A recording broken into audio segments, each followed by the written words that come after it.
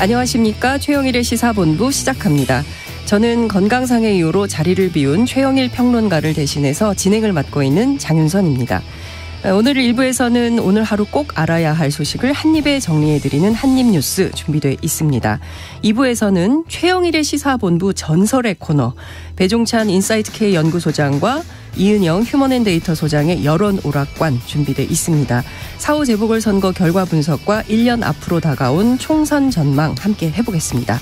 마지막은요, KBS 스포츠국 정현호 PD와 함께 1차전을 내리내준 팀이 우승한 적은 없다, 이런 0%의 확률을 뒤집고 챔피언 결정전 왕좌에 오른 여자 배구 도로공사팀 소식 등 한 주간의 스포츠 소식도 정리해 보겠습니다. 4월 7일 시사본부 지금 출발합니다.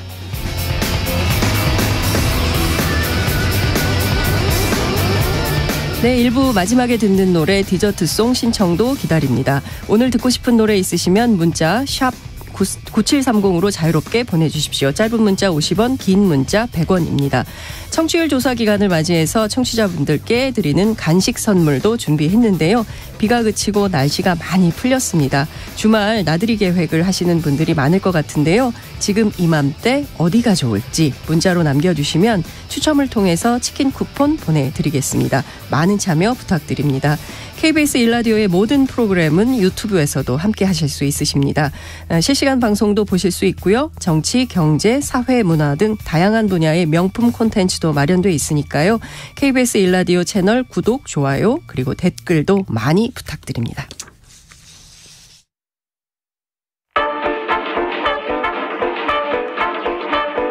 최영일의 시사본부 한입뉴스. 네, 오늘의 핵심 뉴스 한입에 정리해드립니다. 한입뉴스 시간 시작하겠습니다. 박정호 오마이뉴스 기자, 이봉우 미디어 인권연구소 뭉클 연구원과 함께 한입뉴스 시작하겠습니다. 두 분 어서 오십시오. 안녕하세요. 네, 날씨가 정말 햇볕이 반듯한 날입니다. 오늘 네. 같은 날은 무조건 걸어야 될 것 같아요. 아, 근데 좀 네.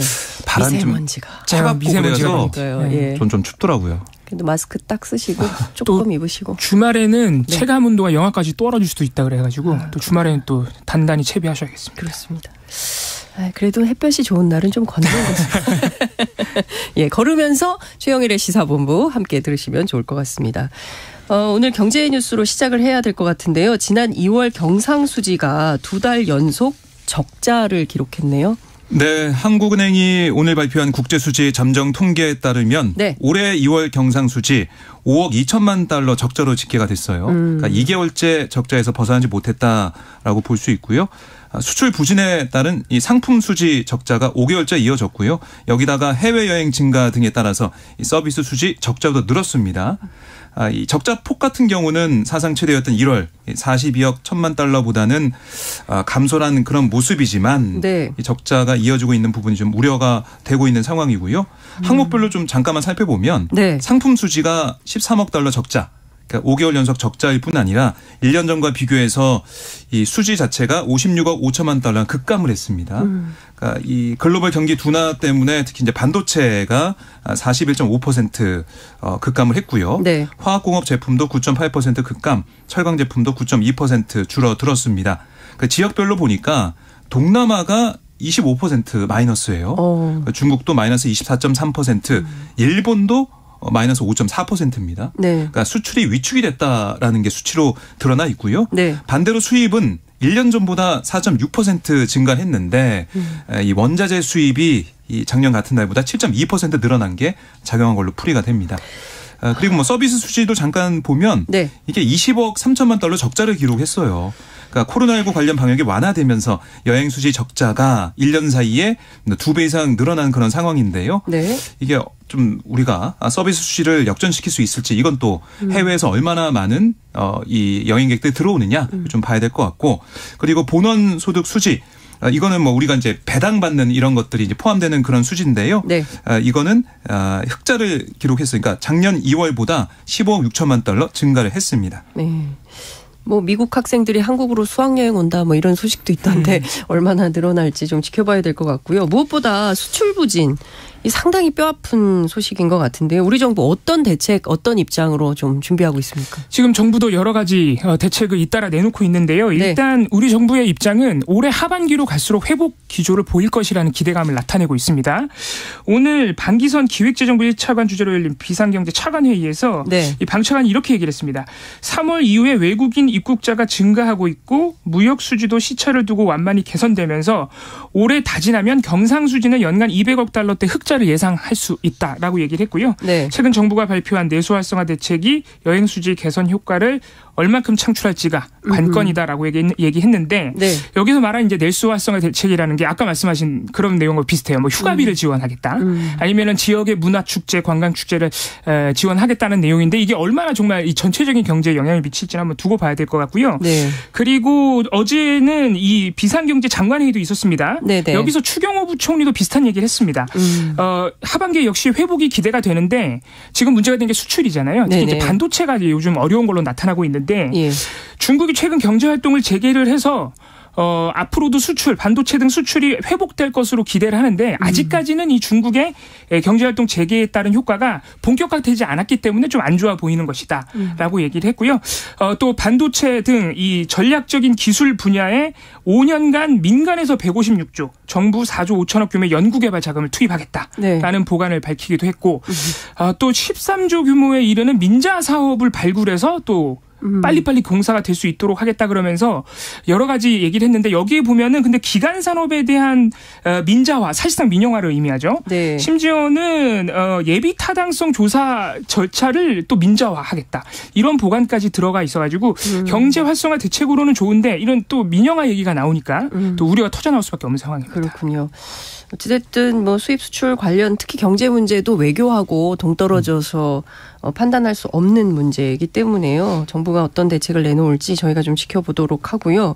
지금 삼성전자 주가가 현재 시각으로 64,900원 4.17% 올랐다는 소식이 좀 들어와 있는데 어찌됐든 삼성전자가 주력인 메모리 반도체 업황 악화 때문에 올해 1분기 영업이익이 96% 정도 쪼그라드는 어닝 쇼크를 기록했네요. 그렇지만 예고된 위기였기 때문에 주가는 지금 말씀해드린 대로 살짝 오른 이런 상황인 것 같습니다.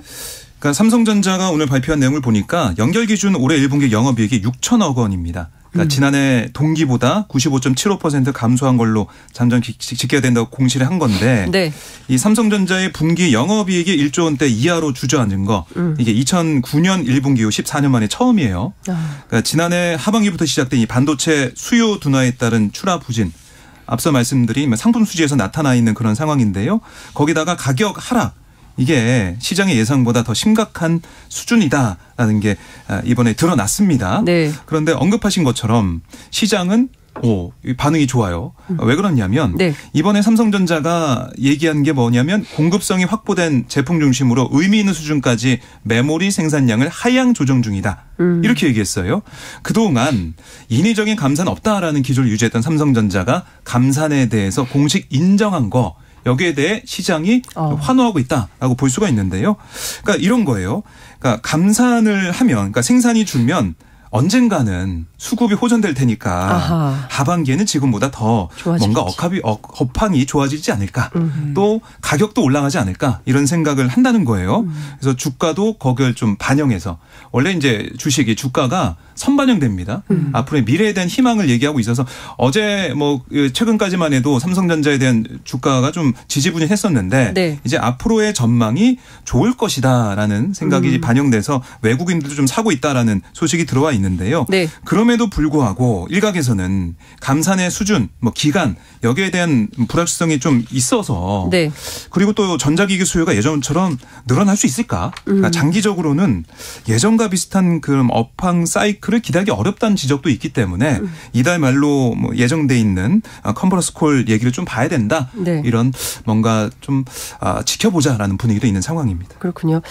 하여튼 경제 문제가 나올 때마다 머리가 지끈지끈 아픕니다. 뭔가 좋은 소식보다는 안 좋은 소식이 쏟아지기 때문에 국민들 우려가 많은데요. 어떤 기업도 그리고 정부도 잘 좀 준비를 해서 좋은 뉴스가 좀 쏟아지는 그런 날들이 되면 좋겠다는 생각이 좀 듭니다. 국민의힘 새 원내대표로 윤재옥 의원이 당선이 됐네요. 선출이 됐습니다. 그렇습니다. 오늘 열린 국민의힘 의원총회에서 네. 제적의원 109명 중 65명의 지지를 받아서 김학용 의원을 제치고 윤재욱 의원이 새 원내대표로 당선이 됐습니다. 네. 사실 이 2파전이었는데요. 두 의원 모두 일단 윤석열 대통령과 가까운 것은 이미 잘 알려진 사실이었고 그렇습니다. 그래서 사실 뭐 똑같은 거 아니냐 이런 네. 얘기도 있었죠. 하지만 나름대로 또 내세운 강점들은 달랐습니다. 김학용 의원은 아무래도 경기 안성 수도권이니까 수도권으로 외연 확장을 강조를 했었고 윤재욱 의원은 2017년에도 원내대표로 맡아서 이 대화 네. 협상을 벌인 적이 있다. 이런 점을 강조를 했는데 일단 국민의힘 의원들의 선택은 지역구는 영남이지만 네. 과거의 원내대표 경험이 있는 윤재욱 의원이었다. 이렇게 볼 수 있을 것 같습니다. 윤 신임 원내대표 당선 인사 이렇게 얘기했습니다. 거대 야당의 폭주를 민심의 힘으로 막아내고 국민 신뢰를 회복하겠다.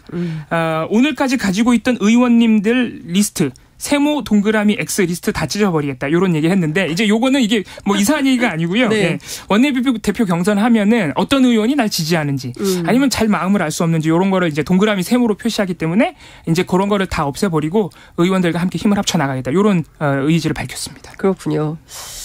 그 취재를 해보니까 이게 영남 쪽에 공천하고 좀 관련이 있어 보이더라고요. 뭐 여튼 그 지금 보면 국민의힘 지지율이 그닥 뭐 좋은 편은 아닙니다. 그래서 무엇보다 국민의힘의 어떤 김기현 대표 같은 경우에는 지금 의석수를 국회의원 의석수 전체 300석을 30석 이상은 줄일 수 있다. 줄여야 된다. 뭐 이런 주장을 해가지고 또 논란이 되고 있는 이런 상황인데요. 뭐 당 분위기는 좀 어떻습니까? 정치권 내부 반응은. 뭐 우선은 국민의힘 내부에서는 네. 이 줄이는 게 맞지 않냐 이런 얘기를 많이 하고 있어요. 왜냐하면 여론조사 결과에 따르면 국회의원 의석수 줄이는 게 맞다는 게 과반 응답이 좀 나오고 있는 상황이거든요. 네. 그만큼 정치에 대한 불신 뭐 더 나아가서는 혐오가 좀 있는 게 아니냐 아직까지. 그러니까 국회의원의 특권층이고 왜 일도 안 하는 국회의원들한테 우리가 이렇게 돈을 많이 세금을 네. 퍼줘야 되는 거냐 이런 기본적인 생각이 있다 보니까 여론이 이렇게 나오고 있고 그 여론을 국민의힘에서 좀 받아안는 모습이다라고 볼 수가 있겠는데요. 김기현 이 대표가 이렇게 얘기를 했어요. 다음 주부터 시작하는 전원위원회 논의에서 의원수를 감축하는 거 논의해야 된다. 최소 30석 이상 줄일 수 있다라고 얘기를 했는데 네. 지금 보면은 전체 253개 지역구 가운데 8곳 정도 지역구에서 8곳이 인구 감소에 따라서 좀 자연 소멸된다라고 볼 수 있는 상황이에요. 그렇다 보니까 현재 47석의 비례대표 의석을 추가로 22석 줄이면 네. 현재 지역구 의원들의 반발도 좀 무마하면서 국민들의 여론을 반영하는 그런 안이 아니겠느냐라는 얘기를 하고 있는 것이죠. 결국에는 지금 지지율이 좀 안 좋다 보니까 국민의힘 네. 쪽에서는 뭔가 여론을 끌어올릴 수 있는 방편 중에 하나로 이 의석수 줄이는 걸 가져온 게 아니냐 이런 생각도 드는 상황이고 민주당에서도 비판을 좀 하고 있는데요. 정치적으로 어려울 때마다 의원 정수를 무슨 약방에 감춰있냐 꺼내 쓰는 거 바람직하지 않다. 이렇게 박홍근 원내대표도 지적을 하고 있는데 사실은 지금 우리가 국회의원 선거제 개편 얘기를 좀 하면서 네. 뭐 이 국회 내에서도 특위에서도 논의가 됐고 또 국회의장 차원에서도 위원회를 꾸려서 논의했지 않습니까? 거기서 계속 나왔던 얘기는 뭐냐면 대표성과 이 비례성 강화를 해야 된다. 이런 얘기를 많이 했어요. 그렇습니다. 그래야 국민들의 여론이 잘 이제 반영이 되고 국민들의 목소리가 전달이 되는 것이지 그게 안 되면 안 된다. 특히 OECD 통계로 봐도 우리가 대표성, 그러니까 이 국회의원 한 사람이 대표해야 될 이 주민 수가 네. OECD 기준으로 2배나 더 많습니다. 우리가. 그만큼 국민들의 목소리를 듣기가 좀 어려운 상황이다. 그래서 의원 정수 늘리자는 얘기가 계속 꾸준히 나왔었고요. 네. 국회 내에서도 한 50석 정도는 늘려야 된다. 뭐 정의당 안도 지금 360석 이렇게 얘기하고 있는데 네. 이게 뭐 국민의힘의 반대, 뭐 거기다가 민주당에서도 이게 여론이 좀 안 좋은데라고 하면서 300석으로 가자라는 정도까지 합의가 된 거예요. 그런데 이제는 아예 의석수를 줄여버리자고 하니까 네. 이게 이 국민 여론은 그렇지만 전문가들이나 아니면은 뭐 국회 내에서도 국회의원이 좀 많아야 일을 할 수 있지. 우리가 사람이 적어서 정부 이거 다 견제 못해요. 이런 얘기도 국회의원들이 실제로 하고 있거든요. 네. 이걸 좀 어떻게 절충할 수 있을 것이냐 이런 문제는 좀 남아 있습니다. 근데 사실 이게 그 국민들 사이에 있는 국회 불신, 뭐 정치 불신을 반영한 거거든요. 근데 요것 때문에 잠깐 지지율이 오를 수는 있다고 판단할 수는 있어요. 그런데 오래 갈 수는 없고요. 실제로 이게 정책적 대안이 될 수는 없다라는 생각이 좀 들고 국회 제가 취재해 보니까 다 비판적이더라고요. 그 의원 정수를 이렇게 얘기해서는 안 된다라는 얘기가 나오고 다음 주부터 어쨌든 국회 전원위원회 시작합니다.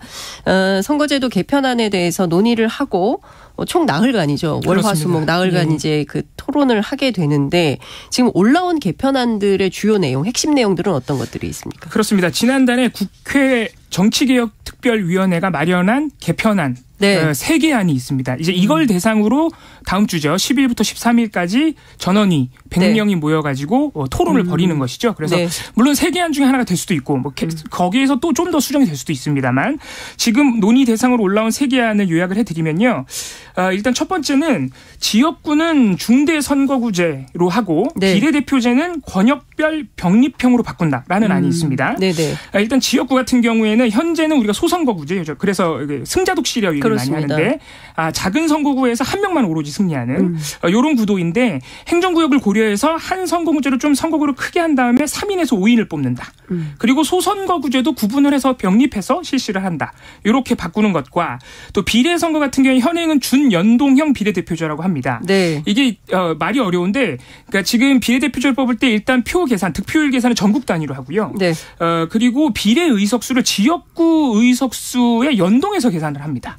그래서 만약에 득표율이 정당 득표율이 10%면 지역구 의석수가 200석이라고 가정할 때 무조건 비례는 20석이 돼야 된다. 이런 식으로 이제 계산을 하는 것인데 네. 이게 아무래도 비례성이 떨어지니까 병립형으로 바꾼다. 이거는 지역구와 비례대표제를 득표율을 아예 별도로 계산해서 비례 의석을 배분하겠다는 얘기거든요. 네. 그리고 또 최근에 지방 소멸 우려가 크기 때문에 표 계산을 할 때 득표율 계산할 때 전국 단위로 하지 말고 전국을 6개에서 17개 권역으로 나눠서 네. 그래서 그 지역별로 다 비례성을 좀 대표성을 확보할 수 있도록 하자.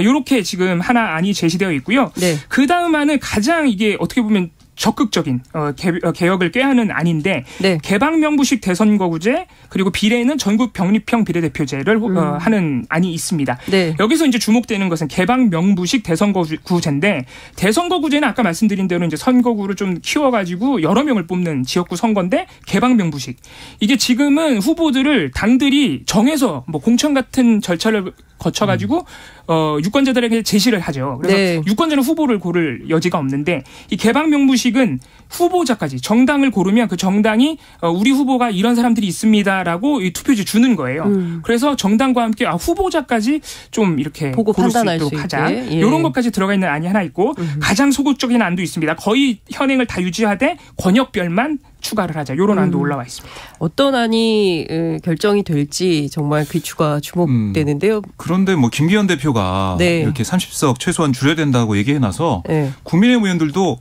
글쎄요. 이 의원 정수 문제를 포함해가지고 비례성 대표성을 강화하는 방안 네. 어떻게 또 다른 목소리를 낼 수가 있을까. 그래서 전원위원회가 좀 김이 좀 빠져버렸다. 그런 생각도 들더라고요. 그렇군요. 한 100여 분 말씀을 하신다는데 어떤 얘기들이 나올지 저희도 한번 들으면서 같이 판단을 해보도록 하겠습니다.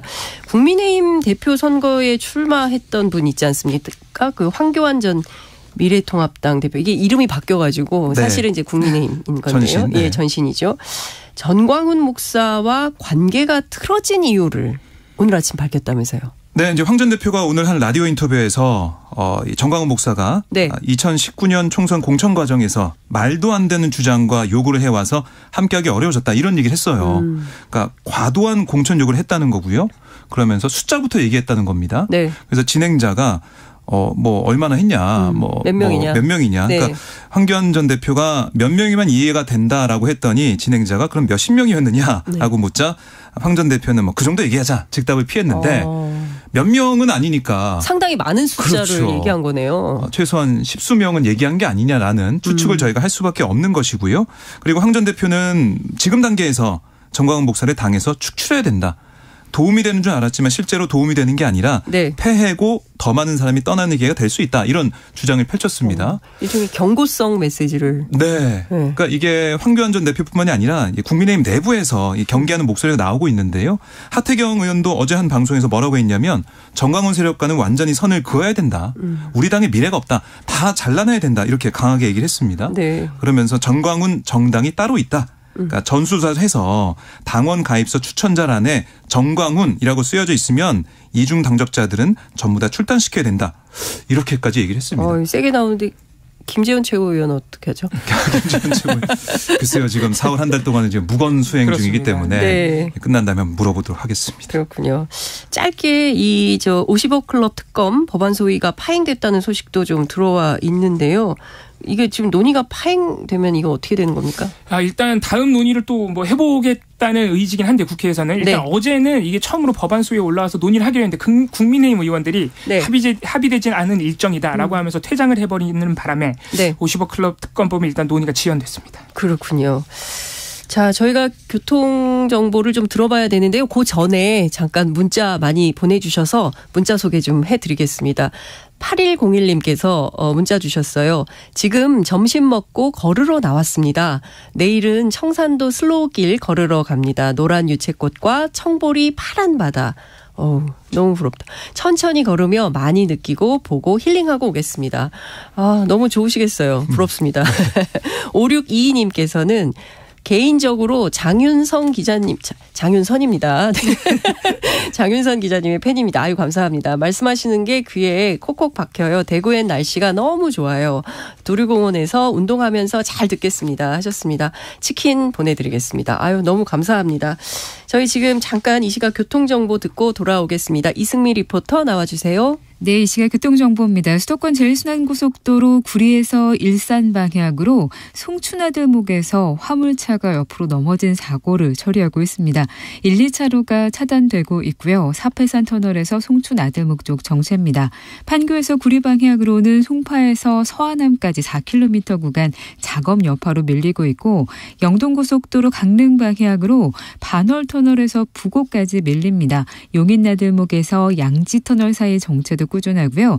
이후 덕평나들목 조금 못 간 곳 갓길에 고장난 차가 있고요. 덕평나들목 1, 2차로에는 장애물이 떨어져 있어서 잘 살펴 지나셔야겠습니다. 중부 내륙고속도로 양평 방향으로 문경 2터널에서 문경세제 터널 부근까지 작업으로 2차로가 통제되고 있기 때문에 문경세제 나들목부터 5km 정체고요. 호남고속도로 지선 대전 방향으로 계룡 부근에서도 작업 여파로 4km가 막힙니다. KBS 교통정보센터였습니다.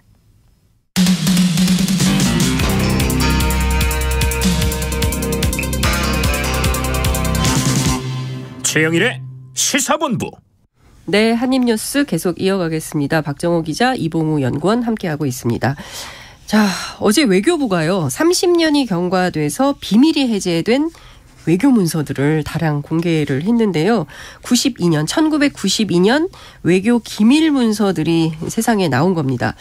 여기에는 당시 막 불거졌던 일본군 위안부 문제 그 관련된 얘기도 들어있는데 당시 일본의 태도가 나왔다면서요. 예, 그렇습니다. 당시 1992년이면요. 이 김학순 할머니 최초의 이 증언을 했던 피해자 분이시죠. 증언을 하셔서 일제 위안부 문제 처음으로 나왔던 시기입니다. 그때 당시에 한일 간 주고받은 논의 내용의 일부가 어제 이제 외교부의 기밀 공개로 나타난 것인데요. 1992년 2월 개최된 한일 과장급 업무 협의에서 한국 측은 이때 드러났던 위안부 문제에 대해서 보상 문제, 교과서 기술 문제 등 응분의 조치가 수반돼야 된다라고 강력히 촉구를 했고 일본은 무엇인가 해야 되겠다는 생각은 하고 있다라면서도 1965년 청구권 협정을 문제 삼으면 한일 관계 기본 틀이 흔들린다라고 또 우려, 또 경고를 표했던 것으로 나타나 있습니다. 그런데 당시 이 논의 과정에서요. 이 1965년 한일 청구권 협정 관련 일본의 태도가 지금과는 사뭇 달랐던 입장도 있었던 것으로 또 나와 있어요. 1991년 8월 3일부터 이틀 동안 일본 도쿄에서 아시아태평양 지역 전후 보상 국제 포럼이 열렸는데 여기에서 65년 청구권 협정에 직접 참여를 했던 청와대 정무수석 비서관이었던 민충식 전 수석이 직접 참여를 했습니다. 포럼에. 이 민 수석의 이때 당시 1991년 포럼 참석 발언을 보면 이렇게 얘기를 합니다. 당시 교섭 대표 간에도 그러니까 한일 간 교섭 대표 간에도 동협정은 정부 간 해결을 의미하며 개인의 권리는 해결되는 것이 아니라는 암묵적인 인식의 일치가 있었다. 그러니까 한일 청구권 협정을 맺었던 당사자들은 암묵적인 개인의 청구권은 남아있다는 일종의 공유되는 인식이 있었다는 얘기를 한 것이죠. 당시 신이나 S사부로 일본 외무상도 그러한 동일한 견해였다라고 얘기를 해가지고 이 내용이 어제 공개가 됐는데 이것은 아시다시피 최근의 일본의 태도 1965년 청구권 협정으로 모든 과거사가 끝났다는 일본의 인식 그리고 우리 윤석열 대통령도 사실 3월 21일 국무회의에서 청구권 협정은 한국 정부가 개인 청구권을 일괄 대리해서 지원금을 수령한 것이다 이런 얘기를 한 바가 있는데 지금의 이런 한일의 인식과도 또 다른 점이어서 주목이 되고 있습니다. 그러니까 당시 91년도나 2018년 대법원 판결이나 인식을 같이 하고 있는 겁니다. 그러니까 국가 간의 배상과 개인 청구권 그렇습니다. 문제는 별건이다. 그렇기 때문에 이게 제3자 변제 방식이 옳은 거냐라는 비판이 안 나올 수가 없는 이런 그렇죠. 상황이 된 것이고 이 문제가 상당히 오랫동안 계속될 수밖에 없다라는 판단이 드는 이유도 여기에 있는 것 같습니다. 하여튼 뭐 좋은 해법을 낼 거라고 생각을 하고요. 그 어제 공개된 외교문서 가운데 한중 수교 당시에 대만과 중국의 태도 그리고 또 87년 6월 항쟁 당시 미국의 지지를 끌어내려던 전두환 정권의 노력 뭐 이런 등등에 대한 역사적인 내용도 많이 담겨져 있다면서요? 네, 그러니까 1992년 8월 한중 수교 문서들이 이제 공개가 되니까 네. 그때 이제 한중 수교 직전에 대만이 다양한 루트 등을 통해서 한중 수교를 경고하는 모습 그게 좀 볼 수가 있었고요. 또 이거 지연시키기 위해서 총력을 기울이는 대만의 움직임도 저희가 파악할 수가 있었는데 네. 김종인 당시 청와대 경제수석 일행 당시에는 경제수석이었습니다. 그 일행의 1992년 1월 대만 보고서에 따르면 네. 이등희 총통, 그러니까 리덩후이 대만 총통이 네. 김수석을 만나서 아시아에 남아있는 공산주의 세 나라, 그러니까 중국, 북한, 베트남을 말한 것이죠. 이 세 나라는 시간 문제이지 좌절로 넘어질 것이 확실하니까 한국과 대륙과의 관계 개선의 속도를 늦춰서 네. 신중히 추진할 것을 주문한 겁니다. 그러니까 대륙이 중국을 지칭하는 건데 그래서 우리 측은 서두르지 않겠다. 서두르지 않는다라고 대만은 달랬다는 거고요. 그리고 또 이제 대만에 이런 움직임이 있던 반면에 중국은 한중 수교가 정말 실현이 되니까 대단히 기뻐했다는 또 뒷이야기도 나왔어요. 당시 이제 방중을 했던 일본 3인당 인사의 발언으로 전해진 걸 보니까 중국 공산당 간부들이 이 공식 석상에서는 한중 수교에 대해서 발언을 자제하고 태어난 척했지만 식사를 하거나 아니면 뭐 주변 여러 가지 다른 자리에서는 크게 기뻐했다. 그러니까 한국이 대단한 정치적 결단을 해 주었다라고 하면서 한국에 큰 빚을 지게 됐다 이런 얘기를 했다는 겁니다. 당시에 이제 외교 가운데 있었던 네. 대만과 중국의 그런 모습을 볼 수 있는 그런 부분들이 있고요. 그리고 말씀하신 것처럼 이 1987년 1월에 있었던 상황. 당시 박종철 열사 고문치사 사건 네. 때문에 국민의 이제 민주화 요구가 거셌던 시점이죠. 근데 그해 4월에 직선제 개헌 논의를 중단한 이른바 호원 조치가 발표가 됐습니다. 전두환 씨가 발표한 건데 그래서 이제 미국 입장에서는 이 민주화 열망을 왜 꺾냐 그런 비판도 있었죠. 그래서 결국 이 전 씨가 전방위적으로 미국을 설득하려 하는 그런 흔적도 이번에 발표가 됐는데요. 전두환이 레이건 당시 미 대통령에게 친서를 보내서 정권 교체계에 야기된 국내 불안 동맹의 이익과 서울올림픽의 성공에 해로운 결과를 가져올 수 있다라고 얘기하면서 지지를 호소했는데 하지만 한 달이나 지나 이미 60항쟁이 진행 중이던 6월 19일에 도착한 레이건의 답시는 정치범 석방을 강조했고 또 언론의 자유와 TV 또 라디오의 균형된 보도 이건 자유선거에 대한 당신의 공약을 실천하는데 필수적이다라고 얘기하면서 뭐 이 전 씨의 어떻게 보면은 호소에 뭐 찬물을 끼얹은 퇴짜를 놓은 모습 우회적으로 한국 정치 상황을 비판하는 모습을 보였습니다. 미국은 민주주의 편이었군요. 그렇게 볼 수가 있습니다. 네. 사실은 우리가 이런 역사적 사실 잘 모르고 뭐 덮인 채로 그냥 넘어갔는데 이런 이제 역사적인 문서들이 드러나면서 다시 그 당시로 돌아가서 재해석하게 되는 이런 의미도 있는 것 같습니다. 그리고 또 투명한 정보 공개가 얼마나 중요한지 그렇습니다. 정말 중요한 것 같습니다. 자, 시진핑 중국 국가주석 그리고 마크롱 프랑스 대통령이 어제 북경에서 정상회담을 했는데요. 우크라이나 전쟁 중단을 위한 평화협상 개시 한 목소리로 촉구했다면서요. 네, 이제 마크롱 대통령이 회담에서 뭐라고 했냐면 네. 러시아가 이성을 되찾게 하고 모두를 협상으로 돌아오게 하는 데 있어서 시 주석을 의지할 수 있다. 이걸 알고 있다 우리가 이렇게 얘기를 했고 네. 그랬더니 시 주석은 프랑스와 함께 우리는 이성과 자제를 호소한다. 민간인에 대한 보호를 강조하면서 네. 우크라이나 전쟁에서 핵무기가 사용돼서는 안 된다 이런 입장을 재확인했다는 겁니다. 이런 시 주석의 발언은 어떻게 보면은 핵전쟁 가능성을 거듭 시사해온 뭐 서방을 위협해온 네. 푸틴 대통령이나 러시아군과 좀 거리를 두는 것으로 풀이가 된다라는 분석은 나오고 있는데 네. 문제는 우크라이나 평화회복을 위해 중국이 할 수 있는 역할로 거론돼온 두 가지 정도 사안이 좀 모호하다는 거예요. 그러니까 시 주석이 마크롱의 요청대로 이제 푸틴 대통령을 압박을 할지 이건 좀 불투명한 거고 네. 또 시 주석은 젤렌스키 우크라이나 대통령과 대화에 나설 시점도 확약하지 않았습니다. 그러니까 시 주석이 과연 역할을 할 수 있겠느냐 의문부가 찍히는 것이고요. 그리고 이 문제를 미국은 또 좋지 않게 보는 것 같아요. 시 네. 주석과 마크롱 대통령의 만남.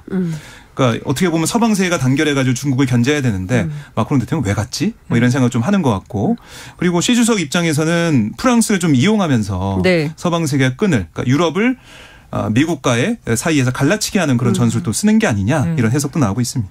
그러니까 미중 갈등 속에서 중국 파워가 점점 중국과 가까워지는 나라들이 생깁니다. 많아지고 있어요. 특히 이제 최근에 사우디 이란 문제 해결해서 사우디가 또 의외로 친미 국가라고 알려지는데 미국 편인 줄 알았는데 네. 중국하고 가까워지고 있기 때문에 국제 정세가 그야말로 요동치고 있다. 우리도 잘 보면서 가야 될 것 같다라는 생각이 좀 듭니다. 그제죠. 미국에서 차이잉원 대만 총통 그리고 케빈 메카시 미국 하원 의장 등 미국 의원들이 만났지 않습니까? 네. 중국이 예상대로 세게 반발을 하고 있습니다. 그렇습니다. 지금 사실 이런 상황에서 미중 간 갈등은 더 심해지고 있는 것인데 네. 4월 5일에 말씀하신 대로 차이잉원 대만 총통과 케빈 메카시 하원 의장이 회동을 가진 다음에 기자회견까지 했습니다. 당연히 이제 미국 의회가 이 대만에 대해서 적극적으로 지원하겠다. 심지어는 무기를 좀 제때 팔아줄 수 있도록 노력하겠다. 이런 얘기까지 했어요. 맞습니다. 사실상 중국이 겨냥한 얘기라서 중국의 반발이 예상되긴 했는데 어제 무려 5개 중국 기관이 동시에 담화를 발표했습니다. 네. 외교부 대변인 담화, 국방부 대변인 담화, 공산당 중앙 대만 판공실 전국 인민대표회 대회 외사위원회, 중국 대사관 대변인까지. 깁니다. 네, 5개 기관이 하나같이 미국이 지금 중국의 주권을 침해하고 있다. 우리는 엄중하게 바라보고 영토의 완전성을 끝까지 지키겠다. 이런 입장을 밝혔고요. 그리고 이 상황이 된 가운데 사실 지난해 8월에도 낸시 펠로시 하원의장이 대만 방문했을 때 대만 해역으로 이 중국이 함대를 파견했어요. 그래서 네. 굉장히 긴장이 고조되는데 이번에도 역시나 어제 중국이 항공모함 3둥함을 배치해서 서태평양 항행훈련을 처음으로 했다 그러고요. 오늘은 미국도 이에 대응해서 핵추진 항공모함이 니미츠호를 전개한 것으로 또 알려져 있습니다. 네. 다시 한번 대만을 두고 미중 간 또 군사 긴장감이 높아지고 있습니다.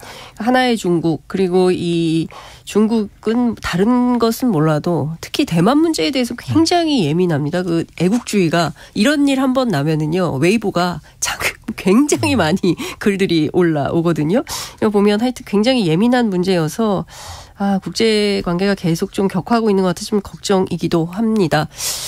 오늘은 여기까지 말씀을 좀 들어야 될 것 같습니다. 오마이뉴스 박정호 기자, 이봉우 미디어 인권연구소 문클 연구원과 함께 한입뉴스 살펴봤습니다. 두 분 감사합니다. 고맙습니다. 네.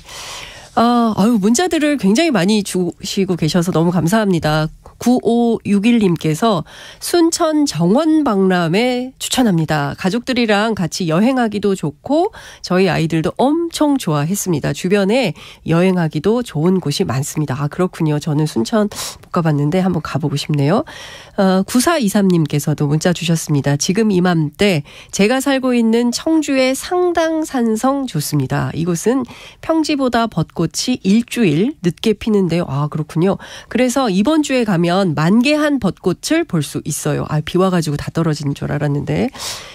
직지의 고장 청주로 오셔서 만개한 벚꽃 꼭 한번 더 한번 즐기십시오. 이렇게 문자 주셨습니다. 이 밖에도 2919님 그리고 9824님께 치킨 보내드리겠습니다. 자, 오늘의 디저트송 어떤 것일까요? 두구두구두. 8658님께서 보내주셨습니다. 오늘 처음 듣고 있는데 좋네요. 장윤선, 제 얘기가 너무 많이 장윤선 기자님 인상도 말씀도 너무 좋았는데 반갑습니다 하셨습니다. 앞으로도 자주 놀러 올게요 하셨어요. 이적의 하늘을 날리다 틀어주세요 하셨습니다. 네, 바로 틀어드리겠습니다. 저는 입으로 다시 돌아오겠습니다. 두근거렸지 누군가 나의 뒤를 쫓고 있었고 검은 절벽 끝 더 이상 발디딜 곳 하나 없었지 되어 간절히 내 이름을 되뇌었을 때 귓가에 울리는 그대의 뜨거운 목소리 그게 나의 구원이었어 마른 하늘을 달려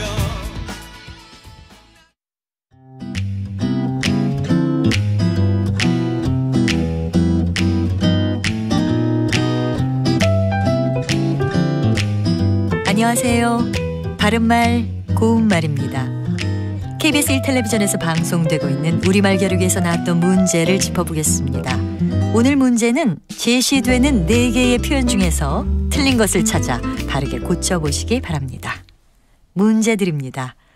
웃거름, 윗가지, 웃고명, 윗소금 중에서 틀린 것은 어느 것이고 그것을 바르게 고치면 어떻게 될까요? 정답을 먼저 말씀드리면 윗소금이 잘못된 것입니다. 윗소금을 웃소금으로 고쳤어야 맞는 답이 되고요. 웃소금은 된장, 간장 따위를 담근 다음에 그 위에 뿌리는 소금을 말하는데 장을 담글 때는 오래 보관할 수 있도록 웃소금을 넉넉히 뿌려 놓아야 곰팡이가 끼지 않는다고 합니다. 위쪽과 관련된 접두사로 위와 윗 그리고 웃이 있는데요. 먼저 웃소금처럼 접두사 웃은 아래와 위에 대립이 없고 위에만 있을 때 쓸 수 있습니다. 웃소금 외에도 웃거름, 웃어른, 웃국, 웃돈 같은 것이 있고요. 이 중에서 웃국은 간장이나 술 따위를 담가서 익힌 뒤에 맨 처음에 떠낸 진한 국을 뜻하기도 하고 뜨물, 구정물, 빗물 따위를 받아놓은 물에서 찌꺼기가 가라앉고 남은 윗부분의 물을 뜻하기도 합니다.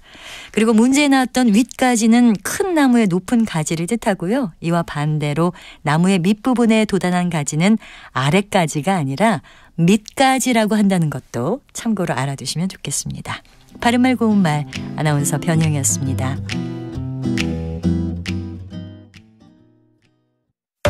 3대 얘기 중에서도 맞는 얘기가 있잖아요. 그러면 예, 거기까지 동감이 이루어졌으니까 그럼 또 요 다음 가시죠. 무슨 정반합 이렇게 가야 되거든요. 이기고 지는 걸 떠나서 좋은 결론을 도출해내셨으면 좋겠어요. 선 넘지 않는 그런 토론. 별로 의미는 없을 것 같아도 그래도 그런 자리가 자꾸 있어야 뭐가 변화가 있을 것 같아요. 그렇게 하다가 보면 뭐라도 뭐 하나 얻어 걸리는 게 있겠죠. 시민논객 여러분을 기다립니다. 평일 저녁 7시 20분 KBS 열린 토론.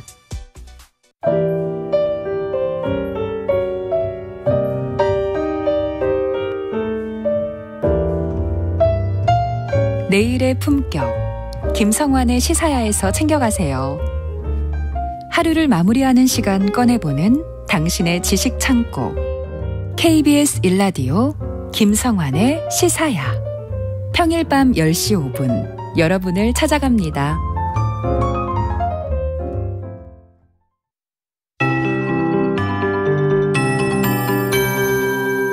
KBS 58분 날씨. 봄비가 내린 뒤 공기가 깨끗하면 좋을 텐데 국외 미세먼지가 유입돼 말썽입니다. 서울과 인천은 공기질 보통 단계를 회복했는데요. 그 밖에 남해안과 제주를 제외한 전국 대부분 지역에 초미세먼지 주의보가 내려져 있습니다. 특히 부산, 울산은 초미세먼지 농도 매우 나쁨 단계고 오후부터 약한 황사가 날아와 서쪽의 공기가 다시 탁해질 수 있겠습니다. 밤 9시까지 대전, 충남, 광주, 전북, 전남 지역은 비상 저감 조치가 시행되고요. 내일은 수도권과 강원, 충남 등 중서부를 중심으로 먼지가 많겠습니다. 이번 주말 호흡기 관리와 함께 체온 조절에도 신경을 써주셔야겠습니다. 날이 쌀쌀해진 가운데 오늘 한낮에도 평년보다 선선하겠습니다. 서울과 광주, 제주 15도, 대전 16도, 강릉, 부산 20도 안팎으로 어제보단 기온이 높겠고요. 주말엔 맑은 하늘이 드러나지만 아침 기온이 뚝 떨어지겠습니다. 내일 아침 서울과 광주, 대구 3도, 대관령은 영하 4도 등 일부 내륙에 서리가 내리고 얼음이 어는 곳이 있겠습니다. 오늘 오후 중부와 전라권에 빗방울이 떨어지는 곳이 있겠고요. 경기 동부와 강원 영서에는 5mm 미만의 비가 조금 오겠습니다. 내일은 동해안과 경북 북동 산지, 제주도를 중심으로 작은 태풍급 돌풍이 불겠습니다. 지금 서울의 기온 14.7도입니다. 박다유입니다.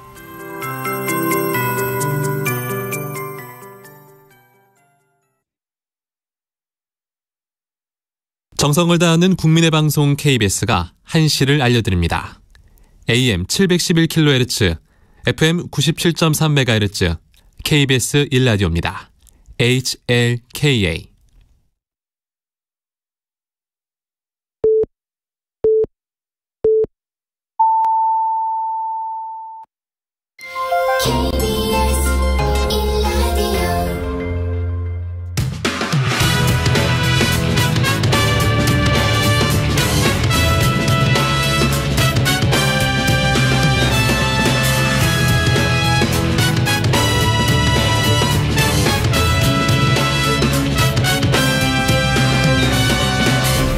KBS 1라디오 최영일의 시사본부.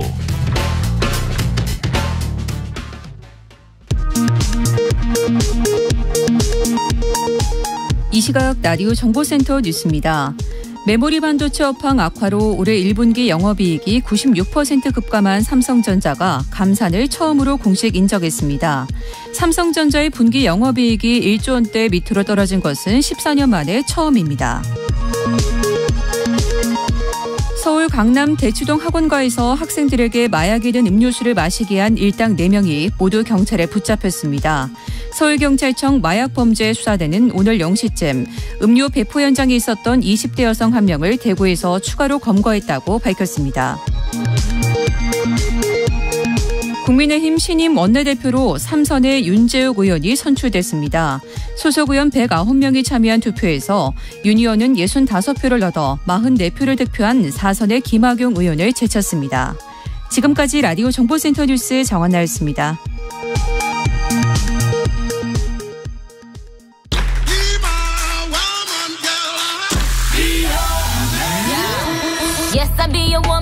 네, 인터넷에서 화제가 된 뉴스를 다뤄보는 스트릿 뉴스 파이터 시간입니다.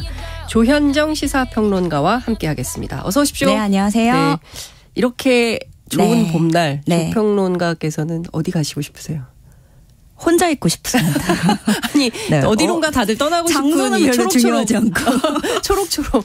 아, 혹시 육아에 지쳐 계신 것은 아닌가? 맞습니다. 주말이 더 맞아요. 힘들고 나오는 게 제일 즐거운 것 같아요. 일하러 나오는 게. 예전에 제 후배들이 그랬어요. 네. 선배 회사에 오시니까 그래도 커피라도 한 잔 드실 수 있죠. 그때 얼굴에 화색이 도시는 거죠. 맞습니다.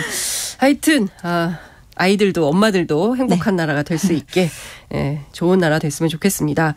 20년 동안 베테랑 소방관으로 근무했던 간부직 공무원이 있는데 예전에 그러니까 과거의 채용 과정에서 응시 자격을 충족하지 못한 사실이 밝혀져서 임용이 취소됐다. 네. 뭐 이런 일도 있을 수 있네요. 이게 경남 창원 지역의 한 소방서에서 예희 씨가 근무를 하던 사람이에요. 40대고요.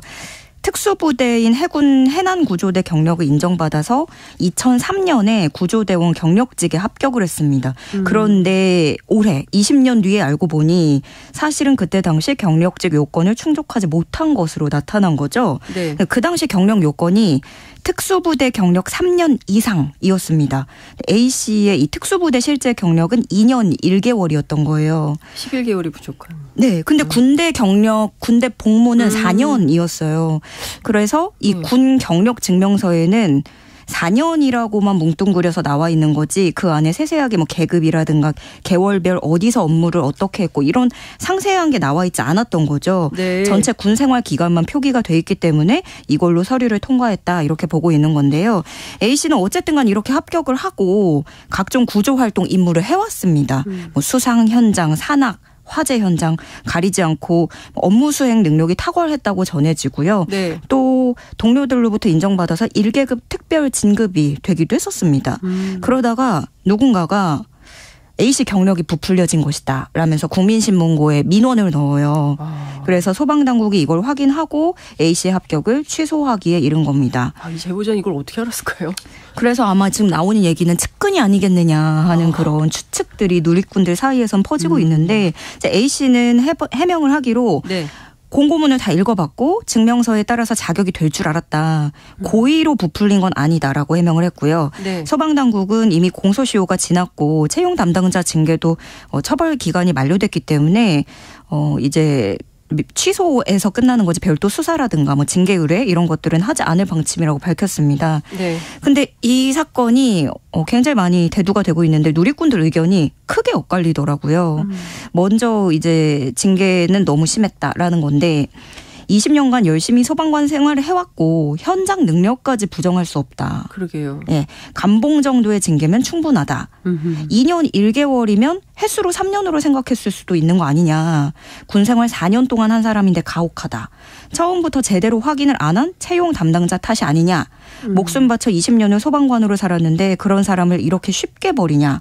무엇이 중한디 하면서 네. 과연 정말 어떤 게 핵심인가 물어보는 분들도 계셨고요. 네. 반대로 이게 주변 사람 신고일 수도 있는데 신망을 얻지 못했던 거 아니냐.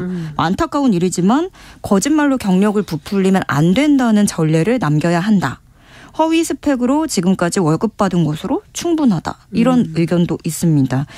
그런데 이 사건이 대대적으로 보도되면서 네. 소방에서 이제 A씨와 같은 2003년 당시에 경력 채용자 7명에 대한 추가 조사를 진행을 했거든요. 네네. 가짜 경력 합격자가 또 적발이 됐습니다. 그럼 이분들도 다.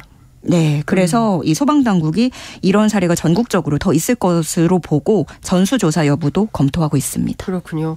20년 동안 한 직장에서 일했는데 과거에 채용에 문제가 있음이 밝혀져서 네. 임용이 취소가 되는 그런 일들도 각 분야로 또 이런 일이 퍼질 수 있을지 그것도 좀 지켜봐야 될 것 같습니다. 네. 경기도에서 학교 신축 공사가 일제히 중단이 됐다고 하는데 입학 대란까지 우려되고 있다. 이게 무슨 일입니까? 그러니까 경기도에서는 이제 내년 3월을 기점으로 이제 아하. 입학할 수 있도록 네. 신축 학교들을 대거 짓고 있는데요. 지금 콘크리트 수급이 안 되는 거예요. 그래서 공사가 한 달 넘게 중단되는 사태가 벌어졌습니다. 지금 다 멈췄는데 네. 경기도 교육청에 따르면 이런 곳이 지금 15곳이에요. 유치원 2곳, 초등학교 3곳, 중학교 4곳, 고등학교 3곳, 초중 통합학교 3곳. 아이, 큰일이네요. 네, 많은데요. 뭐 지역도 수원, 용인, 안양, 과천, 화성, 오산, 평택, 김포, 시흥 등등등 굉장히 널리 퍼져 있습니다. 네. 근데 이 지금 레미콘 콘크리트가요. 기존 납품 가격의 30% 더 웃돈을 준다고 해도 구하기 어려운 왜 그러는 상황이라고 겁니까, 해요. 지금 이게? 일단은 가장 우선적인 건 공급보다 사용량이 증가하면서 수급이 불안정해졌는데 여기에 시멘트 기업들이 지금 정기 대보수를 하는 시즌이라고 해요. 그래서 생산 설비를 가동하는 걸 중단하면서 네. 공급이 더 줄어들었다는 거죠.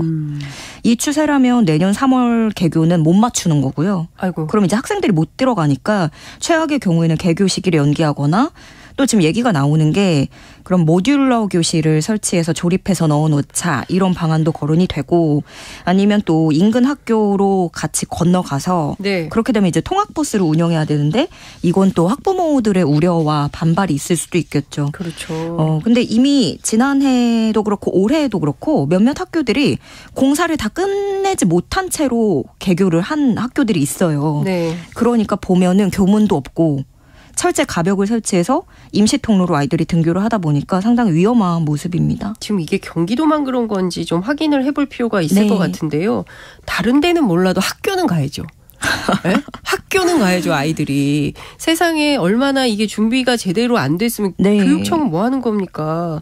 경기도는 뭐 하는 겁니까? 다른 것은 몰라도 아이들이 콘크리트가 없어서 학교를 못 간다는 그런 사태가 벌어져서는 안 된다고 생각하고요. 앞으로 한 1년 그래도 남아있으니까 네. 준비 잘 해서 반드시 아이들이 3월에 웃는 얼굴로 학교 갈 수 있도록 그렇게 해주시면 좋겠다라는 당부 말씀 좀 드리겠습니다.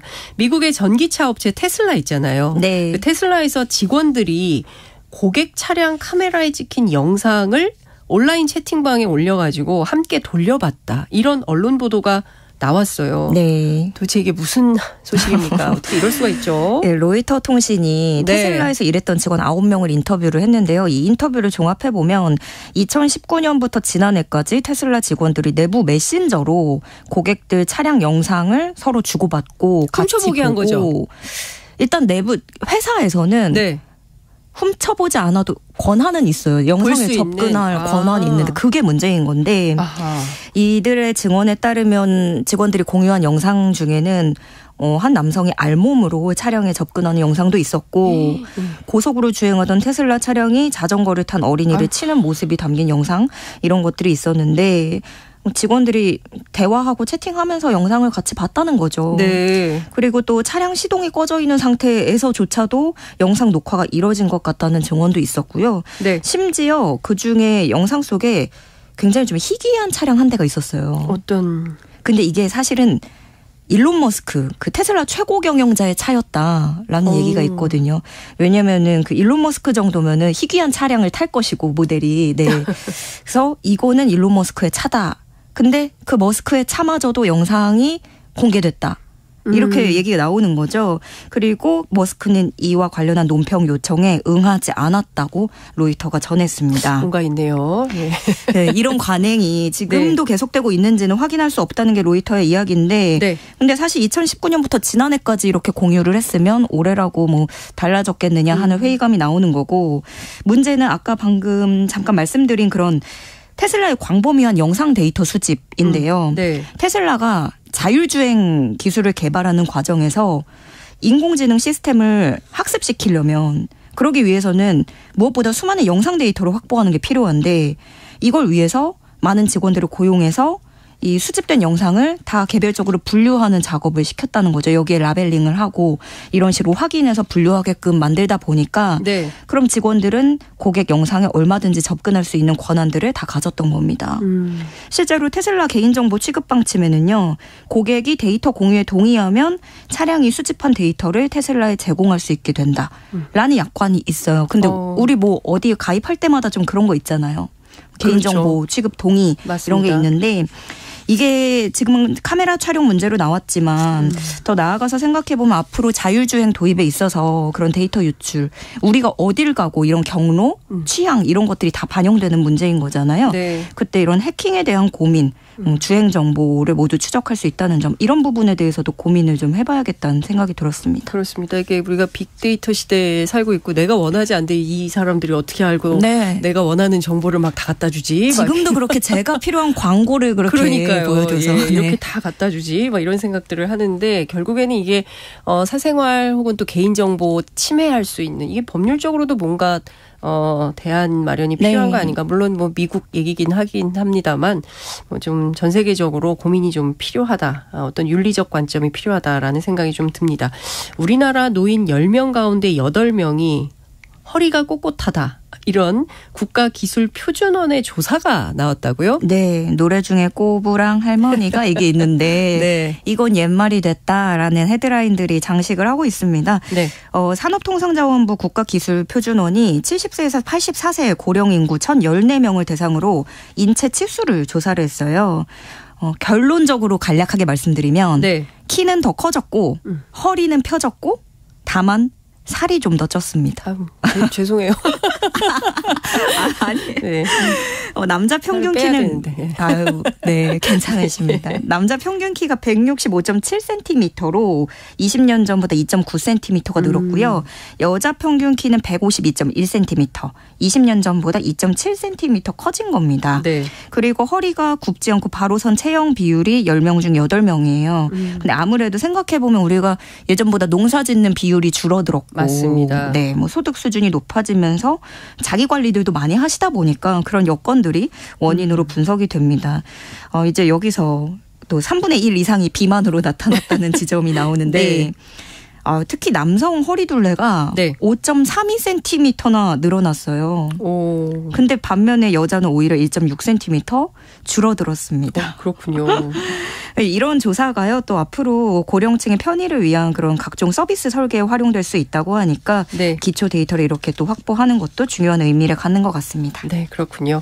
재미있는 소식 잘 살펴봤습니다. 오늘 말씀 여기까지 듣겠습니다. 지금까지 조현정 시사평론가와 함께했습니다. 감사합니다. 고맙습니다. 최영일의 시사본부는 여러분과 함께합니다.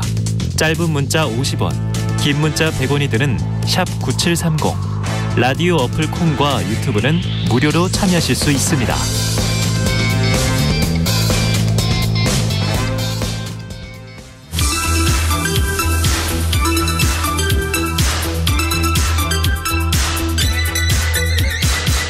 네, 최영일의 시사본부 전설의 코너라고 소개가 되어 있습니다. 오랜만에 다시 돌아온 여론 오락관 몇 대 몇.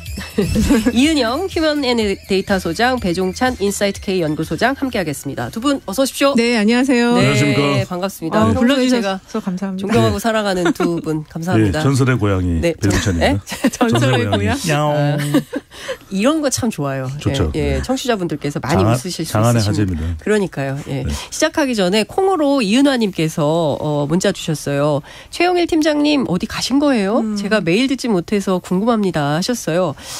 건강상의 이유로 자리를 비우신 최영일 평론가를 대신해서 제가 잠깐 진행을 대신하고 있습니다.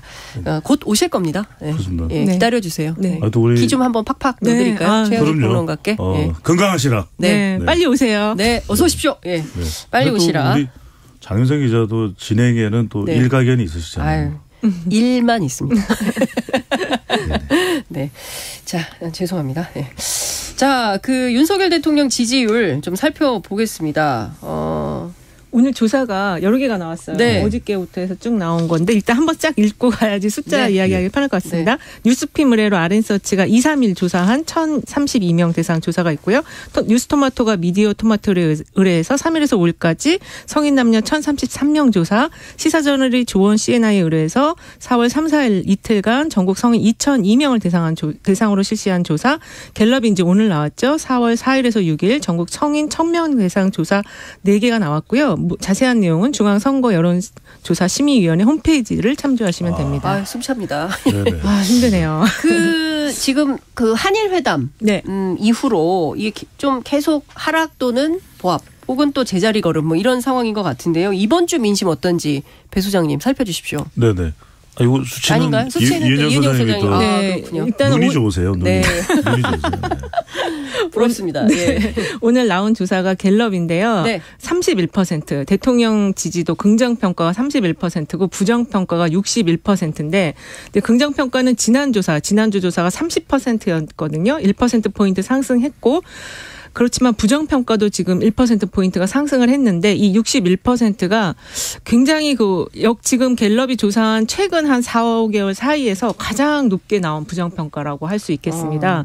지금 뉴스핌이나 시사저널, 뉴스토마토 모든 조사들이 지금 부정평가가 거의 60% 또는 60%를 넘은 조사가 나왔고요. 긍정평가는 지금 최저선이 지금 31에서 가장 높은 게 한 37, 8 요 정도까지 나와 있는데 중요한 거는 부정평가가 60을 넘었다. 이거를 좀 꼽을 수 있을 것 같아요. 되게 콘크리트 지지율 이렇게 가는데 콘크리트 부정평가 비율 이런 방식의 용어도 새로 나올 수 있는 수준이 아닌가 싶습니다. 그렇습니다. 지금 악재가 계속되고 있어요. 그렇습니다. 이렇게 부정평가가 높은 게 방금 전에 이제 장윤선 앵커께서 말씀하셨던 대로 부정이 굳어지고 있는 현상, 이게 임기 초반에는 없었던 현상이거든요. 맞습니다. 그러니까 그렇게 되는 이유가 이제 리스크를 끊어내야 되는데 계속되는 겁니다. 그러니까 일본 리스크 다음에는 지금 또 안보실 리스크도 있었고 또 노동시간 리스크도 있었고 또 최고위원들의 최고 리스크도 있었고 이게 계속되니까 중간에 끊어내지질 않거든요. 그러니까 이제 중도층이나 MZ세대가 안 들어오는 건 그렇다 치고 이제 중도층이나 MZ세대가 들어오면 그때 우리가 뭐라 그러냐. 야호 고공행진인데 그런 거거든요.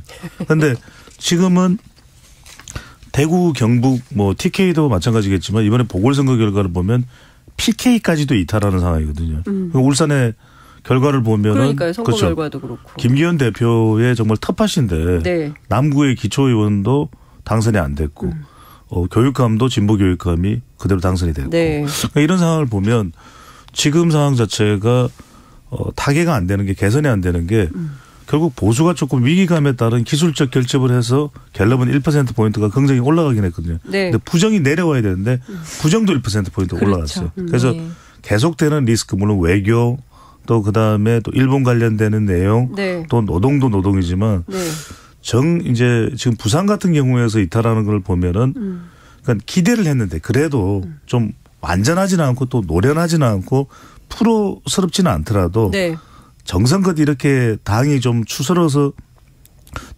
돌아가는 것을 기대했는데 막 발언들 이게 정말 5.18 발언이든 4.3 발언이든 또는 고봉밥이든 그렇지 않습니까? 이런 게 계속 이어진 게 가장 큰 원인이라고 봐야 되겠죠. 그러니까 어쨌든 계속 이어지는 실언에다가 그 역사 인식에 대한 문제 뭐 이런 등등. 그러나 좀 이런 측면도 있는 것 같아요. 그러니까 대통령실이나 대통령 입장에서도 보면 이게 좀 지지율이 안 오르니까 뭔가 좀 노력이 필요하다. 이런 차원에서 지난 주말에 통영, 순천, 진해, 대구 그러니까 영호남을 다 돌았어요. 네. 물론 이제 그 4.3 제주는 안 가셨습니다. 그렇지만 그러니까 서문시장을 가는 것도 그리고 또 이번이 6번째였다면서요. 그렇죠. 예, 그러니까 어쨌든 지지율을 끌어올리기 위한 노력이다. 이렇게 좀 평가를 해볼 수 있을 것 같은데 그게 좀 반영이 좀 되고 있습니까? 반영이 되면은 올랐겠죠. 지금 네. 어저께 어떤 분이 저한테 19%짜리가 나왔는데 이거 뭐냐고 물어보는 분이 있어요. 그래서 제가 찾아봤는데 네. 미디어 리얼 리서치 코리아가 네. 3일에서 5일 1,048명을 조사했는데 스마트폰을 기반한 패널 조사를 했는데 네. 요게 이제 5점 척도를 했어요. 그러니까 보통이다의 중간 항목을 넣었더니 네. 긍정 평가가 19.1%, 부정 평가가 55.7%, 보통이다가 25.2%가 나왔거든요. 지금 우리가 좀 전에 앞에서 말씀드린 4개는 4점 척도를 하는 거예요. 네. 그래서 척도를 변화시켜서 중간 값을 넣으면은 이게 긍정 평가가 훨씬 더 밑으로 떨어진다. 그리고 지금 좀 전에 얘기하신 것처럼 대통령실에서 대통령 일정을 가지고 이제 지금 여러 어떤 민심을 좀 달래기 위한 그런 행보들을 벌이고 있지만 네. 연령별로 볼 때 그 각자의 지지층 민주당과 뭐 진보 성향과 보수 성향의 지지층들은 단단하게 굳어져 있지만 역시 네. 캐스팅 보트를 진 20, 30대는 굉장히 지금 큰 폭으로 10%대까지 하락한 그런 자료가 있고 네. 그다음에 지역별로 볼 땐 지금 좀 전에 배 소장님이 얘기하신 그 대통령의 지지율을 기준으로 보면은 PK 부울경 지역의 지금 변화가 좀 심상치 않다. 그리고 정치 성향으로 봤을 때 중도층과 무당파층은 민주당으로 이렇게 넘어가는 흐름이 좀 나타나고 있다. 이렇게 정리할 수 있을 것 같아요. 그렇군요. 그러니까 이게 이제 일종의 지역의 정책인데 네. 윤석열 대통령이 통영, 순천 비공개로 이제 군항제 끝자락에 있던 진해에서 1박을 하고 대구로 이동을 하거든요. 그런데 저는 이 동선을 제가 만약에 대통령실에 있었다면 광주 여기서 아예 시구를 하고 그다음에 순천, 진해, 제주로 가겠어요. 이랬더라면 이번 지지율이 갤럽에서 한 35%는 나왔을 거예요. 그리고 또 하나는 뭐냐면 이게 네. 결국 세대로 보면 MZ세대에서 지지율이 많이 빠지고 특히 20대에서 그렇다면 20대가 지금 타격을 받은 것이 뭐 근로시간제도 있겠습니다만 그러니까 MZ세대 지난 대선에서 계속 강조했던 것이 MZ세대를 위한 청년층을 위한 정책을 하겠다고 했는데 딱히 나온 게 없어요. 그렇죠. 그런데 그걸 좀 제시할 필요가 있고 마지막으로는 결국 뭐 선거를 생각하거나 대통령 지지율을 생각한다면 보수에 머무르는 게 아니라 약간 좌클릭을 할 필요가 있죠. 중도 확장력. 그렇죠. 예. 그러니까 오른쪽에 있으니까 약간 왼쪽으로 올 필요가 있죠. 그거는 좌파가 되는 건 아니거든요. 그럼 살짝 왼쪽으로 가도 중도와 보수 중간에만 와도 지지율이 올라갈 수 있는 그런 사실은 전략적인 시도를 해봄직한데 왜 안 하는지는 모르겠습니다. 너무 오른쪽에 가 있다. 이런 얘기들이 그렇습니다. 나오는데. 근데 지금 오늘 또 하나 지금 커뮤니티에 돌고 있는 게 네. 그 대통령이 그 시도지사 협의회를 가셨나 봐요. 근데 네. 그 어제. 술자리 어저께 그 술자리 영상 사진이 막 지금 돌고 있어가지고 부산 횟집 사진. 그렇습니다. 이게 제가 보기에 오늘 여론조사에 반영 안 됐는데 다음 주에 분명 이거 반영됩니다. 아 그래요? 네. 뭐 어떻게 조금 더 하락할 수 있어요. 아 그래요? 네, 왜냐하면 그 아니 근데 지금 사진들이- 그게 네. 사실은 그 부산 엑스포 때문에 시도지사 협의회 분들 그다음에 장관들 뭐 한동훈 장관 사진도 있던데 네. 뭐 이렇게 어찌됐든 부산 엑스포를 위한 자리여서 긍정적으로 작용할 수도 있지 않을까요? 뭐 지금 기사들은 엑스포를 이제 부산 엑스포 유치를 위한 어떤 격려 자리라고 했는데 네. 그 횟집 사진에서의 그런 어떤 그 분위기랄까요? 네. 이게 너무 자신들의 이 지금 낮은 지지율과 지금 모든 국민이 걱정하는 이 상황과는 전혀 다른 분위기? 이게 분위기 좋아요. 분위기 너무 좋네. 우리는 분위기 나쁜데 기분 나쁘다 이럴 수 있어요. 이게 이제 데이터상으로 어떤 의미가 있는지 말씀드리면 지역적으로는 아까 지역의 정책을 이야기했듯이 PK가 최근에 이제 지지율이 썩 잘 나오지 않았던 것도 약간의 소외론도 있거든요. 실제로 2017년 대선 때에도 홍준표 후보와 문재인 후보가 맞붙었지만 부산 울산에서는 문재인 대선 후보가 2017년입니다. 네. 가장 득표를 많이 했어요. 그 이야기는 PK 민심은 계속 변합니다.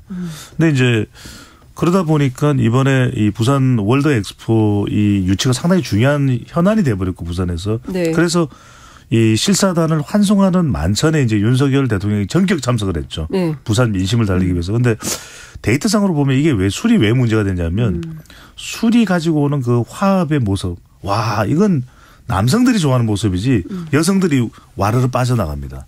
지지율 조사를 해보면. 그래서 가급적이면은 여성 유권자를 생각한다면 여성 유권자도 상당히 중요하거든요. 그러면 술이 등장하는 장면은 최대한 안 드러내는 게 좋은 거죠. 저도 술 마시고 집에 들어가면요. 쫓겨나요. 네. 그러니까 동선 관리가 안 되고 있어요. 그 나와서 인사하고 이런 것들은 안 찍히도록 동선 관리가 좀 돼야 되는데 디테일한 게 지금 계속 문제가 되고 있어서 저는 굉장히 이거 안 좋다. 정서적으로. 횟집 앞에서 찍은 사진이 조금 논란이 좀 되는 것 같아요. 그렇죠. 줄을 쫙 서 있고. 도열해갖고 난 전 무슨 결혼식장 뭐 그런 사진인가 하고 봤더니 아니더라고요. 댓글에는 조폭 인사하는 거냐 뭐 이런 댓글도 올라와 있습니다. 그러니까요. 이게 좀 흩어져서 이렇게 좀 그냥 자연스럽게 찍지 말든지 저는 안 이게 찍어야 돼요. 이게 시민이 찍으신 것 같아요. 그러니까 그게 더 문제인 거예요. 외부에서 찍었는데 대통령이 먼저 빠져나가시고 이렇게 흩어져야 되는데. 그러니까요. 그런 문제들이 어쨌든 이게 뭐 다음 주 여론조사에 또 반영이 될 텐데 굳이 제가 한 정말 뭐 1, 2%라도 공감을 하자면 부산에 또 맛있는 횟집들이 많아요. 정말. 그러니까요. 근데 지금 현안이 굉장히 많이 있는데 그중에서 제일 지금 핫한 현안은 바로 양곡관리법입니다. 그렇죠. 대통령이 민생 1호 법안인데 거부권을 행사를 했어요. 이 관련해서 지금 여론조사 결과도 나와 있죠. 네, 오늘 갤럽에서 나온 건데 이 대통령의 거부권에 대해서 좋지 않게 본다라는 의견이 48%고 좋게 본다가 33%입니다. 물론 보수 성향층에서는 좋게 본다라는 의견이 57%거든요. 하지만 이 양곡관리법 개정안 자체에 대해서 이 법안이 통과가 됐는데 어떻게 보십니까? 쌀값 안정화, 농가소득 보장을 위해서 찬성한다라는 의견이 60% 나왔고요.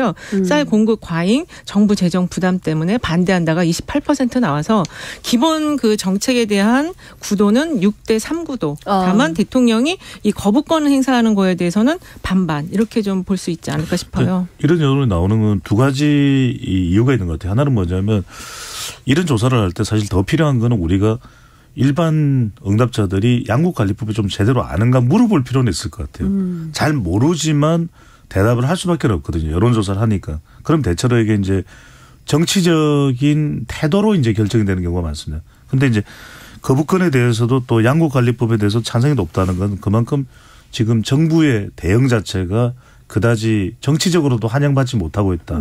이렇게 해석을 볼 수 있고 그렇다면 적어도 국민의힘이 최고위원회 발언으로 가름을 할 것이 아니라 뭔가 좀 대안을 내놓았어야죠. 그러니까 양곡관리법이 거부를 할 수밖에 없는 사안이 재정을 너무 초과 지출하는 것이다.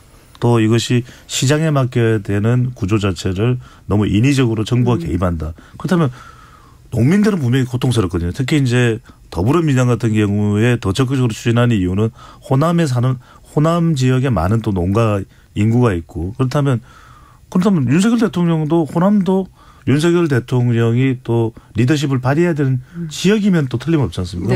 어떤 식으로 하는 것이 더 효과적일 것이라는 대안이 나왔어야 되는 것이겠죠. 지금 거부권 행사에 대해서 유보 의견이 20%가 나왔거든요. 그러니까 대통령실은 이 유보층에 대해서 조금 더 진정성 있게 소통을 해야 될 것 같아요. 그렇군요. 근데 사실 우리가 쌀 문제는 굉장히 민감해요. 그렇죠. 이 쌀 문제는 굉장히 민감하고 이거 혹시라도 식량 문제 생기면 어떡하지 이런 식량 안보 차원에서 또 접근하시는 분들이 있고 또 하나는 또 대통령이 거부권. 그러니까 뭔가 좀 포용하고 뭐 그래도 좀 반대하는 사람들을 설득하고 포용하고 그렇죠. 뭐 이렇게 해서 가야지 이렇게 하는 것에 대해서는 그냥 일반론적으로도 이거 좀 아니지 않냐라는 평가를 하고 계신 게 아닌가 싶습니다. 그래서 우리들은 이 쌀 문제를 참 심각하고 이게 좀 어려운 농가를 위해서 반드시 해야 된다고 생각하는데 여당의 지금 최고위원이신 조수진 의원님이 또 희화시키는 이야기를 해서 이게 왜 이러지 이렇게 나와 다르지 이런 느낌을 갖게 하는 거죠. 제가 취재해보면 국민의힘 안에서도 이런 발언 정말 주의해야 된다 이런 말씀들을 하시는 분들이 많이 있더라고요.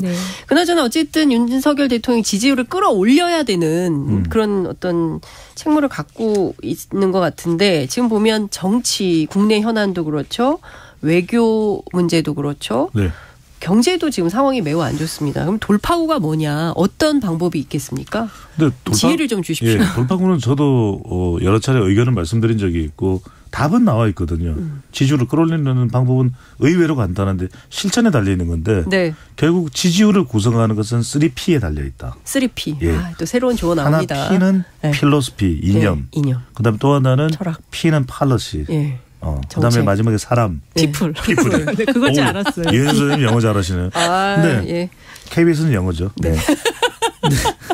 근데 이념도 너무 오른쪽에 머물러 있다. 너무 꼴 보수가 된다. 그럼 좀 곤란해지는 것이거든요. 그럼 약간 살짝만 왼쪽으로 오면 되죠. 그다음에 또 하나는 정책인데 정책도 너무 일방 소통하면 이건 또 반발에 부딪히거든요. 양국관리법도 그렇고 앞으로 노란봉투법도 그렇고 근로시간제도 그렇고 조금 더 소통하고 야당과도 협력하고 답은 나와 있잖아요. 그러니까요. 그다음에 마지막으로 이제 사람은 뭐냐면 제가 구체적으로 말씀 안 드리겠습니다. 천하용인 말씀 안 드릴게요. 그냥 포용하라. 누구든 간에 포용하면 되는 것이고 실제 97년도 대선에서 김대중 후보가 선거에서 수평적 정권 교체가 가능했던 게 DJP였지 않습니까? 그러니까 뭔가 연합하고 연대하고 포용하면 박수가 나오거든요. 전 답은 정해져 있는데 실천에 달려 있다. 그러니까요. 지금 전반적으로 보면은 ABM. 또 뭐예요? Anything but 민주당. 그렇죠. 그런 거가 좀 있는 거 아니냐. 맞아요. 제가 민주당에 뭐 좋은 것도 민주당이 하면 나 안 해. 이런 방식으로 가는 것에 대해서 좀 호응을 못 받고 저는 그 얘기를 지적하고 싶었어요. 그러니까는 이게 지금 갈등 과제들이 정책 사안이 되게 많고 요즘에 그 정책 사안들은 디지털화가 접목이 돼서 그런지 굉장히 복잡하더라고요. 이런 문제들은 당연히 야당하고 같이 해서 야당에게 좀 넘기면 됩니다. 근데 그걸 지금 안 하니까 이런 그 짐을 다 떠안고 있는 거죠. 그렇군요. 자, 복습하겠습니다. 3P, 필로소피, 팔러시, 그다음에 피플. 예, 수능에는 안 나옵니다. 수능은 안 나옵니다. 이런 게 수능에 나와줘야 됩니다. 네. 잘 아시는 것처럼 이달 말에 우리 대통령이 12년 만에 미국 국빈 방문이 예정이 돼 있습니다. 그리고 10년 만에 미국 상하원 합동연설 요청을 받은 상황인데요. 영어로 합니다. 영어로 합니다. 글로벌 스탠다드. 안 했으면 좋겠는데. 이제 안 했으면 좋겠어요. 왜 그러세요? 영어를 준비 세게 하고 계세요. 이렇게 시작합니다. 그런데 잘 아시는 것처럼 우리가 지난 1년을 복귀해 보면 나갔다 오시면 또 조금 여론이 별로 안 좋았다. 이런 지적들이 나오고 있는데요. 이번에 미국 다녀오면 지지율 오른다. 아니다.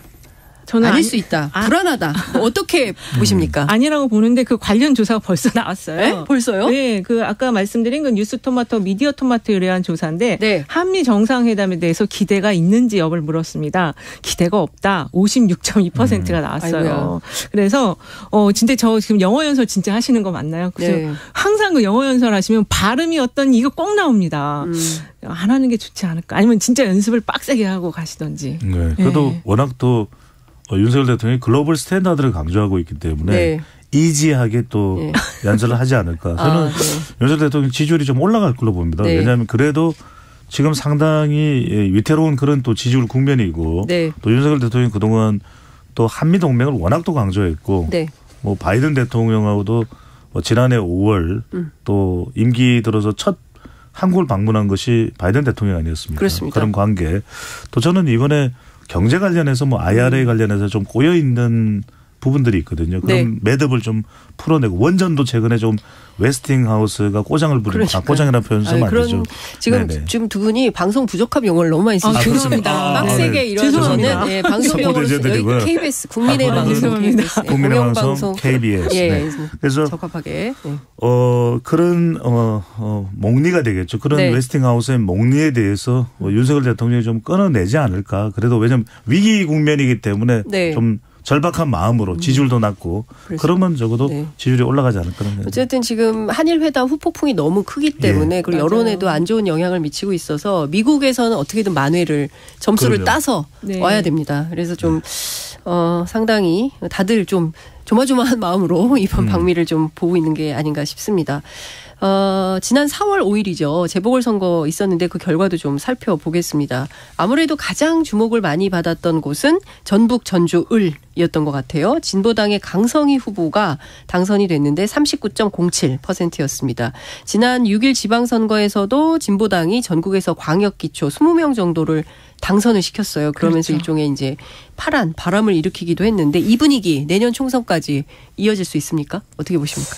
저는 좀 그럴 수도 있는데 양강 구도가 깨지기는 쉽지 않을 것 같아요. 그런데 이제 일단은 이번 보궐선거에서 전주 지역의 결과만 놓고 보면 정말 악소리가 나는 비명소리가 날 곳은 국민의힘이나 더불어민주당이 아니라 정의당일 것 같아요. 그래도 정의당이 지금 6석 의석인가요? 그런데 네, 6석. 진보당이 한 석으로 치고 들어오는데 왜 전주에서 진보당이 선택을 받았을까?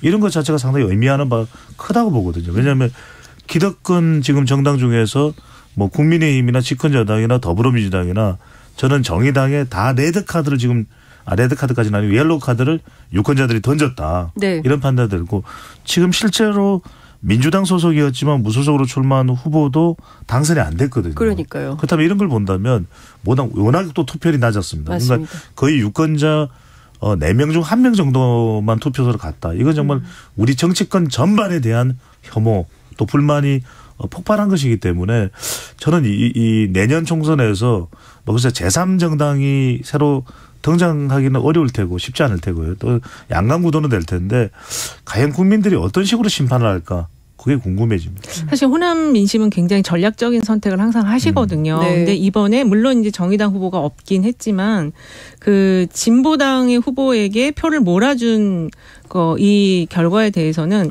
상당히 전략적 선택을 했고 이것이 수도권에서도 나타날 가능성은 있다. 저는 그렇게 보고 있고요. 사실 중요한 거는 이 전주에서 진보당의 원내 진출보다는 울산의 패배가 저는 더 중요한 포인트다. 여당 입장에서 볼 때. 그렇습니다. 사실 이게 여당 입장뿐만 아니라 전체 지금 선거판의 리트머스 같은 미니 선거의 어떤 표심을 보여준 선거였거든요. 그래서 이번에 민주당이 그 부울경 지역인 곳들 그리고 또 청주 이런 데서 선전을 많이 했고 청주 같은 경우는 민주당 성향 후보가 무소속으로 안 나왔으면 당선이 됐을 텐데 어쨌든 이 선거 자체가 이제 시도의원이나 기초의원들을 뽑는 선거긴 했지만 상당히 그 내년 선거의 전초전 성격을 띄었다. 저는 그렇게 분석하고 있어요. 그렇군요.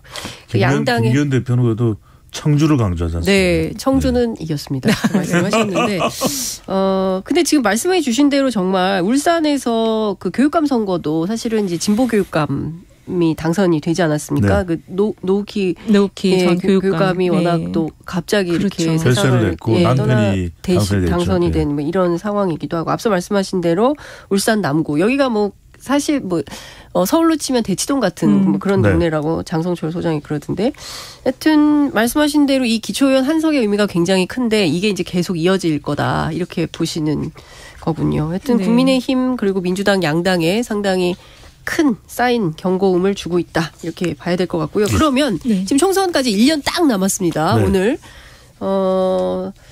어떤 변수가 있을지 좀 살펴봐야 될 것 같은데요. 정당 지지율이 지금 국민의힘 민주당 지금 어떻게 나타나고 있나요? 오늘 나온 자료들을 전체적으로 보면 민주당이 국민의힘을 지금 다 뛰어넘고 있어요. 그래서 ARS 조사에서는 그 격차가 거의 뭐 10%까지 나는 것도 있는데 한 뭐 5에서 한 7%포인트 사이의 격차가 지금 보이는 것 같고 그래서 국민의힘이 지금 중요한 거는 이제 이게 역전된 게 얼마 안 됐거든요. 근데 지금 양당 모두 새 지도부가 구성이 되어 있는데 이 지금 각 당에서 이제 정책 경쟁을 이제 시작을 하는데 좀 지도부 간의 소통이 좀 더 먼저 있다면 저는 이제 국민의힘의 지지율을 좀 다시 또 극복하기 위해서는 그 소통 야당과의 소통이 좀 중요하지 않을까. 지금 이 자료뿐만 아니라 내년에 있을 총선을 어느 당을 찍겠냐, 뭐 현역을 찍겠냐 이런 조사들이 굉장히 많이 나왔어요. 지난주에 오늘까지 해가지고 그래서 그 자료들을 보면은 상당히 지금 민주당 우위 구도로 가고 있다 이렇게 정리할 수 있겠습니다. 저는 조금 그 내용에 공감하기는 쉽지는 않은 것 같아요. 왜냐하면은 계속해서 이제 결국 총선에 중요한 것은 중요한 유권자층은 중수층이거든요. 중도층, 수도권 그리고 이제 청년층인데 계속 변하고 있어요. 왜냐하면 특정 정치 세력에 마냥 지지를 그냥 일방적으로 고정적으로 주고 있지 않거든요. 그래서 지금 나타난 지지율 조사 결과 정당 지지율 조사 결과를 보면 지금 움직이는 스윙 보트들이 집권 여당이나 대통령이 충분히 만족스럽지 못하다. 그 반사 표심으로 더불어민주당 쪽으로 가 있는 것이지 더불어민주당이 그들을 견인해 갔다고 보기는 힘들 것 같아요. 그래서 결과적으로는 총선 때 리스크 전쟁이다. 이것도 안타까운 거예요. 프리미엄 전쟁을 해야 되는데 리스크 전쟁입니다. 그러니까 윤석열 대통령과 국민의힘이 안고 있는 리스크가 크냐 아니면 이재명 대표나 그래도 더 큰 정당인 거대 정당인 민주당이 안고 있는 리스크가 더 크냐 어느 쪽이 더 리스크를 최소화하느냐의 싸움에 달려 있고 아직까지는 지금 현재 시점에서는 더불어민주당이 좀 유리한 국면인 거죠. 환경이죠. 네. 구도상으로. 왜 정권 안정보다는 정권 견제나 심판 쪽에 더 무게가 실려 있으니까. 하지만 1년 뒤를 본다면은 민주당이 또 어떻게 하느냐. 또 얼마만큼이나 윤석열 대통령의 지지율을 회복하느냐. 국민의힘이 또 동반해서 상승할 수 있느냐 여부에 달렸다고 봐야 됩니다. 사실 여론조사는 내일 일은 난 몰라요. 그렇죠. 거의 그런 수준인 것 같아요. 네. 하루하루가 피말리는 전쟁이다 이런 생각이 좀 드는데 지금 보면 오늘 갤럽 조사만 보더라도 무당층이 계속 좀 늘거나 확산되는 이런 분위기인 것 같아요. 그러니까 참 흥미로운 이야기가 뭐냐면 찍을 정당이 없는데 어쩔 수 없이 선택한다는 게 지금 유권자들의 대체적인 마음으로 저는 평가를 합니다. 왜냐하면 30년 동안 데이터 분석을 해왔지만 저는 이렇게까지 정당들이 무기력한 적이 없었던 것 같아요. 왜냐하면 어느 정당 할 거 없이. 근데 우리가 지금 정당 지지율을 묻고 있는 거 보면은 정당에 대한 이게 제대로 된 평가가 아닙니다. 왜냐하면 둘 다 싫은데 싫어하는 보기를 메뉴를 올려놓고 그래도 어느 거 선택할래? 어느 게 덜 밉니? 어느 게 더 좋으냐가 아니에요. 어느 게 덜 밉니? 저는 이런 선택은 정말 제대로 된 선택이 아니고 철저하게 앞으로 이제 하나의 정당을 가지고 정말 이들이 당신을 어떤 노력으로 만족시켰냐를 물어봐서 그 만족도가 일정 수준 떨어지면 정말 이 정당은 저는 더 이상 유효기간이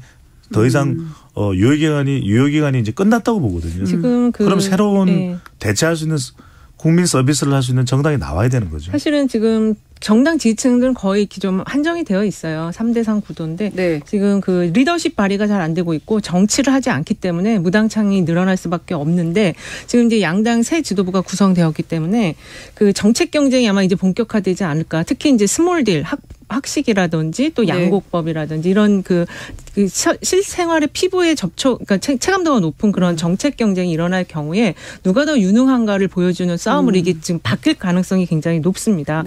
그래서 지금 그 정부 여당이 자꾸 이렇게 실언을 하거나 이런 것들이 국민들이 볼 때는 안 되겠다. 특히 국민의 힘을 지지하는 층에서 볼 때는 이거 좀 다시 교체해야 되는 거 아닌가 이런 생각이 또 나올 수도 있어요. 그렇죠.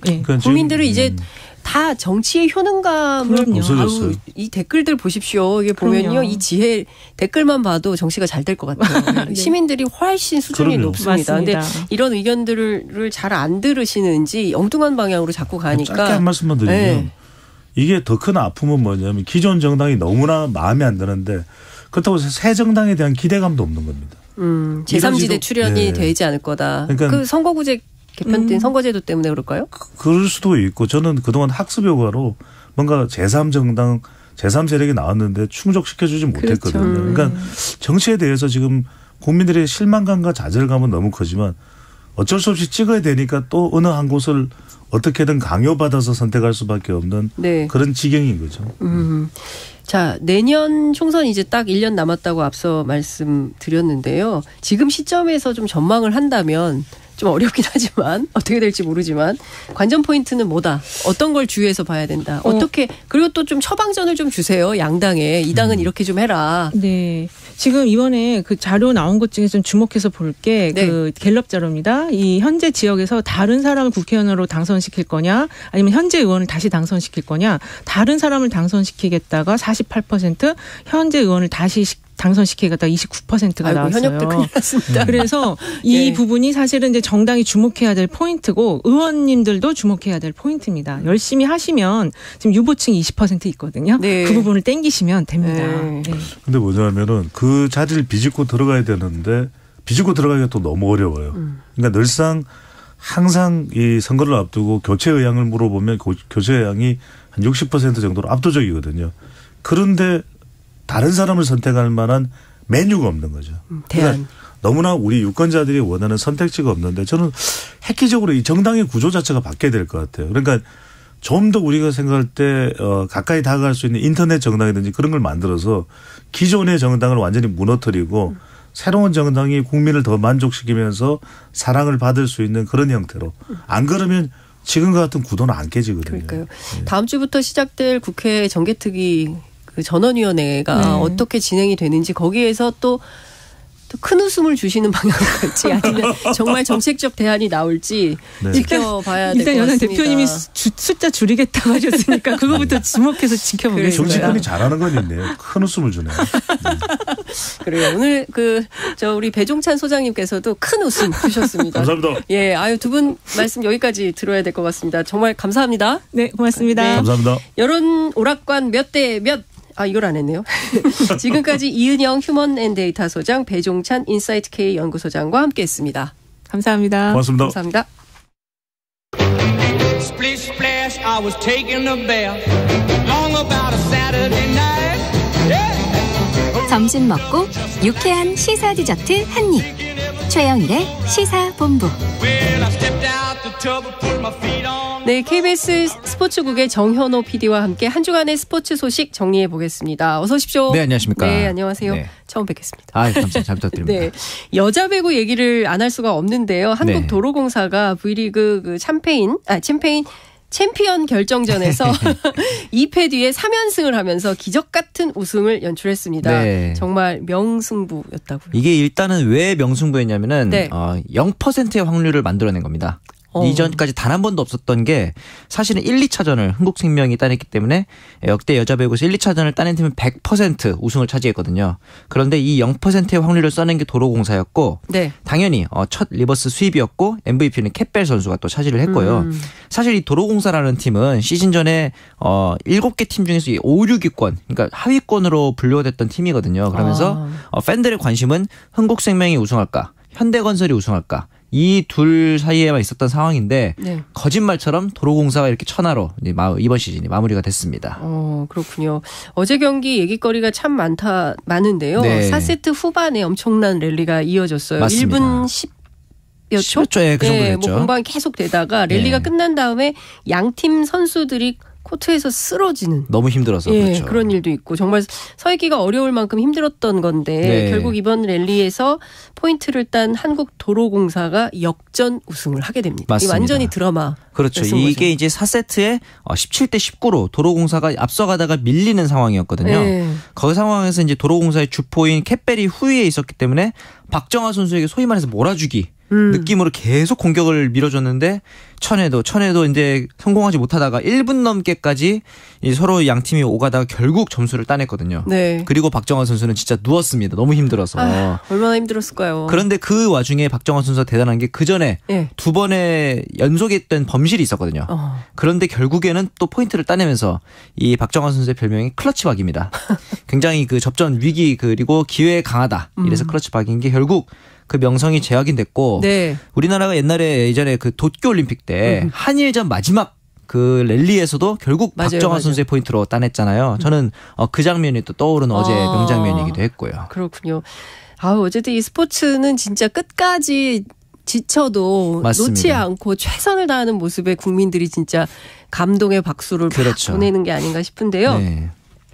이번 시즌 종료 후에 은퇴를 고민했던 배구 여제 김연경 선수 이 거취 문제도 지금 초미의 관심사라고. 그렇죠. 사실은 이제 앞서 말씀드렸던 이 현대건설이냐 흥국생명이냐 그리고 그 사이에서 이제 김연경 선수가 과연 우승이냐 준우승이냐 은퇴하느냐 이런 상황이었는데 약간 정치를 예를 들면 이제 뭐 더불어민주당이냐 뭐 국민의힘 이런 상황에서 갑자기 제3당이 우승을 차지한 그런 상황이거든요. 굉장히 이렇게 극적인 상황이었는데 이런 와중에 이제 김연경 선수가 35살에 처음으로 이제 FA 자유계약 선수가 됐습니다. 그러면서 사실은 많은 배구 팬들은 이 상황에서 화려하게 은퇴하지 않을까 우승하고 이렇게 예측을 하고 있었는데 역시 스포츠의 세계는 알 수 없는 것 같고 그런데 이제 어제 경기 후에 인터뷰에서 더 뛸 것 같다라는 좀 뉘앙스를 시사를 했어요. 많은 팬들이 내가 더 뛰기 원한다는 걸 알고 있다. 그렇기 때문에 종합적으로 잘 고려해보겠다.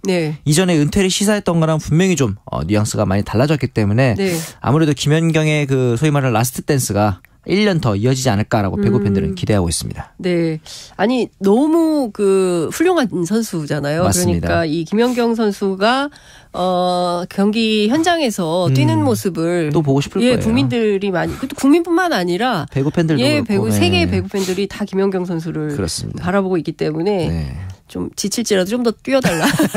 개인적인 욕심으로. 예, 본인 좀 힘들더라도 맞습니다. 조금 더 뛰어달라 이런 요구가 있는 것 같습니다. 네. 여기 어떻게 응할지 지켜보겠습니다. 네.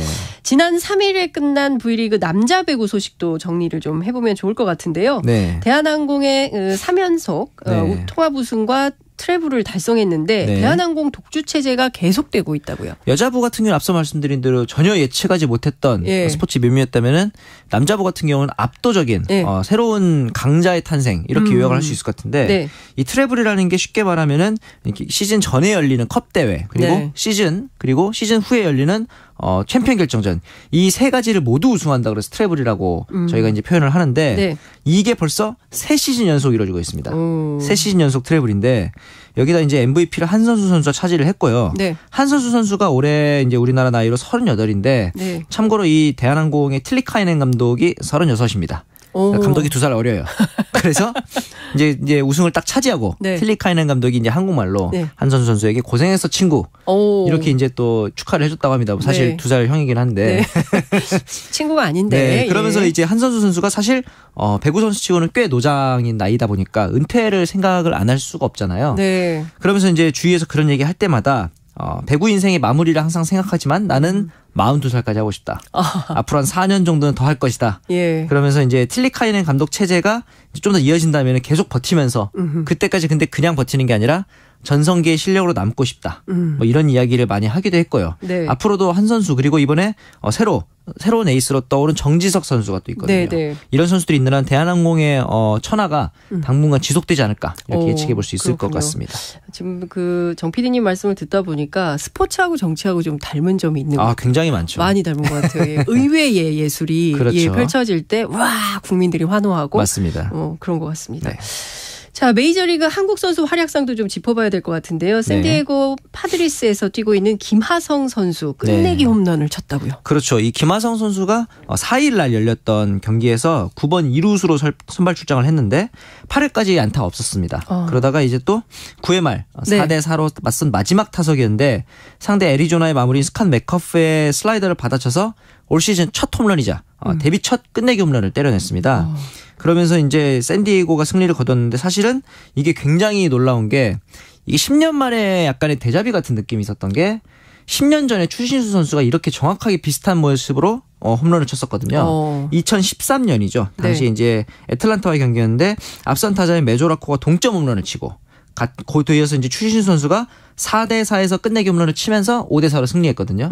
그런데 이제 10년 만에 김하성 선수가 앞서 이제 데이빗 달이 동점 홈런 쳐서 4대4 만들고 똑같이 끝내기 홈런 치면서 5대4로 승리를 거두는 이게 이제 2013년 5월이었고 올해가 2023년 4월이니까 완전 데자뷰. 정확히 10년 만에 또 이제 우리나라 선수들이 끝내기 홈런을 쳤던 그런 장면이었죠. 그렇군요. 야구 선수들이 굉장히 야구 그 팬들이 굉장히 그 재밌게 봤을 것 같다는 생각이 좀 듭니다. 지금 피츠버그 파이리츠에서 뛰고 있는 배지환 선수. 이 선수도 그린몬스터를 훌쩍 넘기는 홈런을 기록해서 화제가 되고 있는데 배지환 선수 이름이 낯선 야구 팬들도 있을 것 같아요. 그렇죠. 왜냐하면 KBO 리그에서 뛰지를 않았거든요. 누굽니까? 99년생이고요. 99년생이요? 굉장히 어리죠. 그리고 고등학교 졸업한 이후에 곧바로 메이저리그에 진출을 했습니다. 그러면서 사실은 개막전에서부터 좀 대활약을 했어요. 3타수 2안타를 치기도 했고 그런데 5일날 활약이 너무나 눈부셨던 게 일단 말씀해 주신 대로 그린몬스터 이제 보스턴 레드삭스의 홈구장인데 펜스가 한 9m, 10m 가까이 되는 굉장히 높은 펜스를 밀어쳐서 또 홈런을 넘겼고 그 이후에 이제 중견수로 출장해서 상대 타자인 라파엘 데버스의 타구를 점프해서 펜스에 부딪히면서 잡아내는 이제 몸을 아끼지 않은 허슬 플레이를 또 보여줬단 말이죠. 그러면서 이전에 뭐 추신수라든가 김하성 이런 선수들이 가지는 장점이 또 분명히 있지만 이 배지환 선수의 특징이라고 하면은 원래 내야수 출신입니다. 그런데 외야수도 보고 내야수도 보고 기본적으로 운동 능력이 굉장히 뛰어나네요. 뛰어난 선수입니다.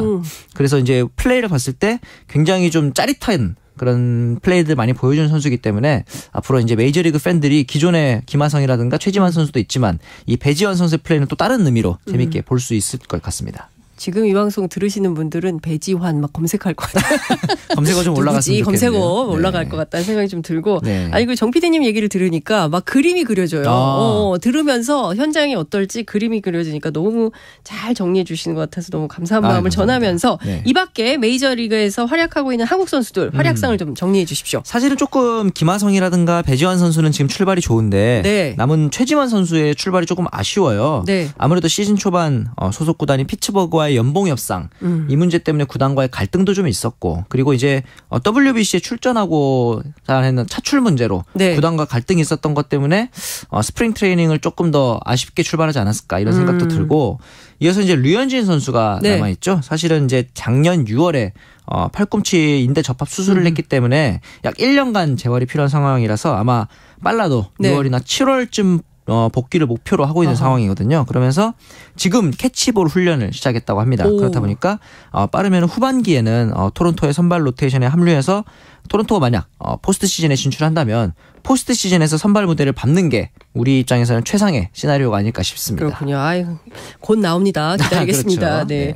지난 주말 프로야구 개막했는데요. 현역 시절 라이언 킹 이승엽 선수 두산 베어스 감독으로 취임하면서 두목곰 베어스킹이죠. 두목곰 별명을 얻게 됐습니다. 맞습니다. 시즌 초반이고 사실은 우천 취소되는 경기들이 좀 많아서 아직까지 본인의 색깔을 많이 보여주고 있지는 않습니다만 현역 초보 감독인 것 치고는 굉장히 좀 투수 교체라든가 대타 기용 이런 것들이 과감하다 이런 평들이 많아서 아직까지의 운용은 전반적으로 나쁘지 않다라는 평을 받고 있습니다. 그렇군요.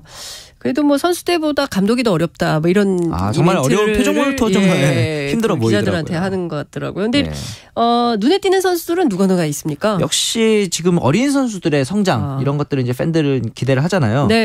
투동주라 그래서 두산에 있는 김동주 선수 그리고 한화에 있는 문동주 선수가 어제 나란히 또 승리를 거뒀습니다. 그러면서 이제 사실은 WBC에서 우리나라 선수들이 소위 말하는 빠른 페스티벌을 가진 파워 피처가 없다. 이런 단점을 지적을 많이 받았는데 이런 젊은 투수들이 빠른 볼을 가진 투수들이 많이 성장해 줬으면 좋겠다. 이런 바람들을 가지고 있고 타자 부분에서 봤을 때는 개막 시리즈에서 전 경기에서 홈런을 때려낸 KT의 외인인 알포드 선수가 있고요. 그다음에 이제 전 경기에서 안타뿐만 아니라 장타도 뽑아내고 있는 한화의 노시환 선수. 그리고 이제 이영종 선수가 LG에서 키움으로 2군 FA라는 새로 생긴 제도로 팀으로 옮겼는데 이 부분을 통해서 이제 어떻게 좀 활약을 할까 기대했었는데 아직까지 출발이 굉장히 좋고요. 그다음에 이제 마지막으로 새로운 투수 중에서는 SSG 오원석 선수가 강호 콜드 경기가 이제 생기면서 7이닝 완투라는 굉장히 좀 이색적인 기록을 또 세우기도 했습니다. 그렇군요. 자, 이 밖에 이번 주말. 살짝 춥긴 하지만 그래도 날이 좋습니다. 맞습니다. 주말에 주목해봐야 되는 주말 스포츠 경기 어떤 것들이 있습니까? 우선 프로야구 같은 경우에는 이제 남부지방이죠. 롯데와 기아, 사직과 광주에서 홈 개막전이 드디어 열립니다. 그래서 이제 아무래도 전통의 인기팀들인 기아랑 롯데의 홈팬들이 야구를 접할 수 있게 되겠고요. 그다음에 이제 해외 축구로 넘어가 보면은 월요일 새벽에는 리버풀과 아스날의 경기가 예정돼 있고 프로농구 같은 경우는 6강 플레이오프가 이제 시작을 했습니다. 그러면서 이제 KCC 대 SK 그리고 모비스와 고양 캐롯이 이제 맞붙게 되는데 이걸 통해서 또 이제 4강 플레이오프의 대진도 지켜볼 수 있게 될 것 같습니다. 그렇군요. 오늘 이번 주말도 주목받는 스포츠 경기들이 굉장히 많은 것 같습니다. 오늘 정말 말씀 잘 들었습니다. 고맙습니다. 네, 감사합니다. 지금까지 정현호 스포츠 PD와 함께했습니다. 네, 최영일의 시사본부 오늘 준비한 순서는 여기까지입니다. 저는 건강상의 이유로 자리를 비운 최영일 평론가를 대신해서 잠시 진행을 맡은 장윤선이었고요. 저는 다음 주 월요일 12시 20분에 다시 찾아뵙겠습니다. 감사합니다.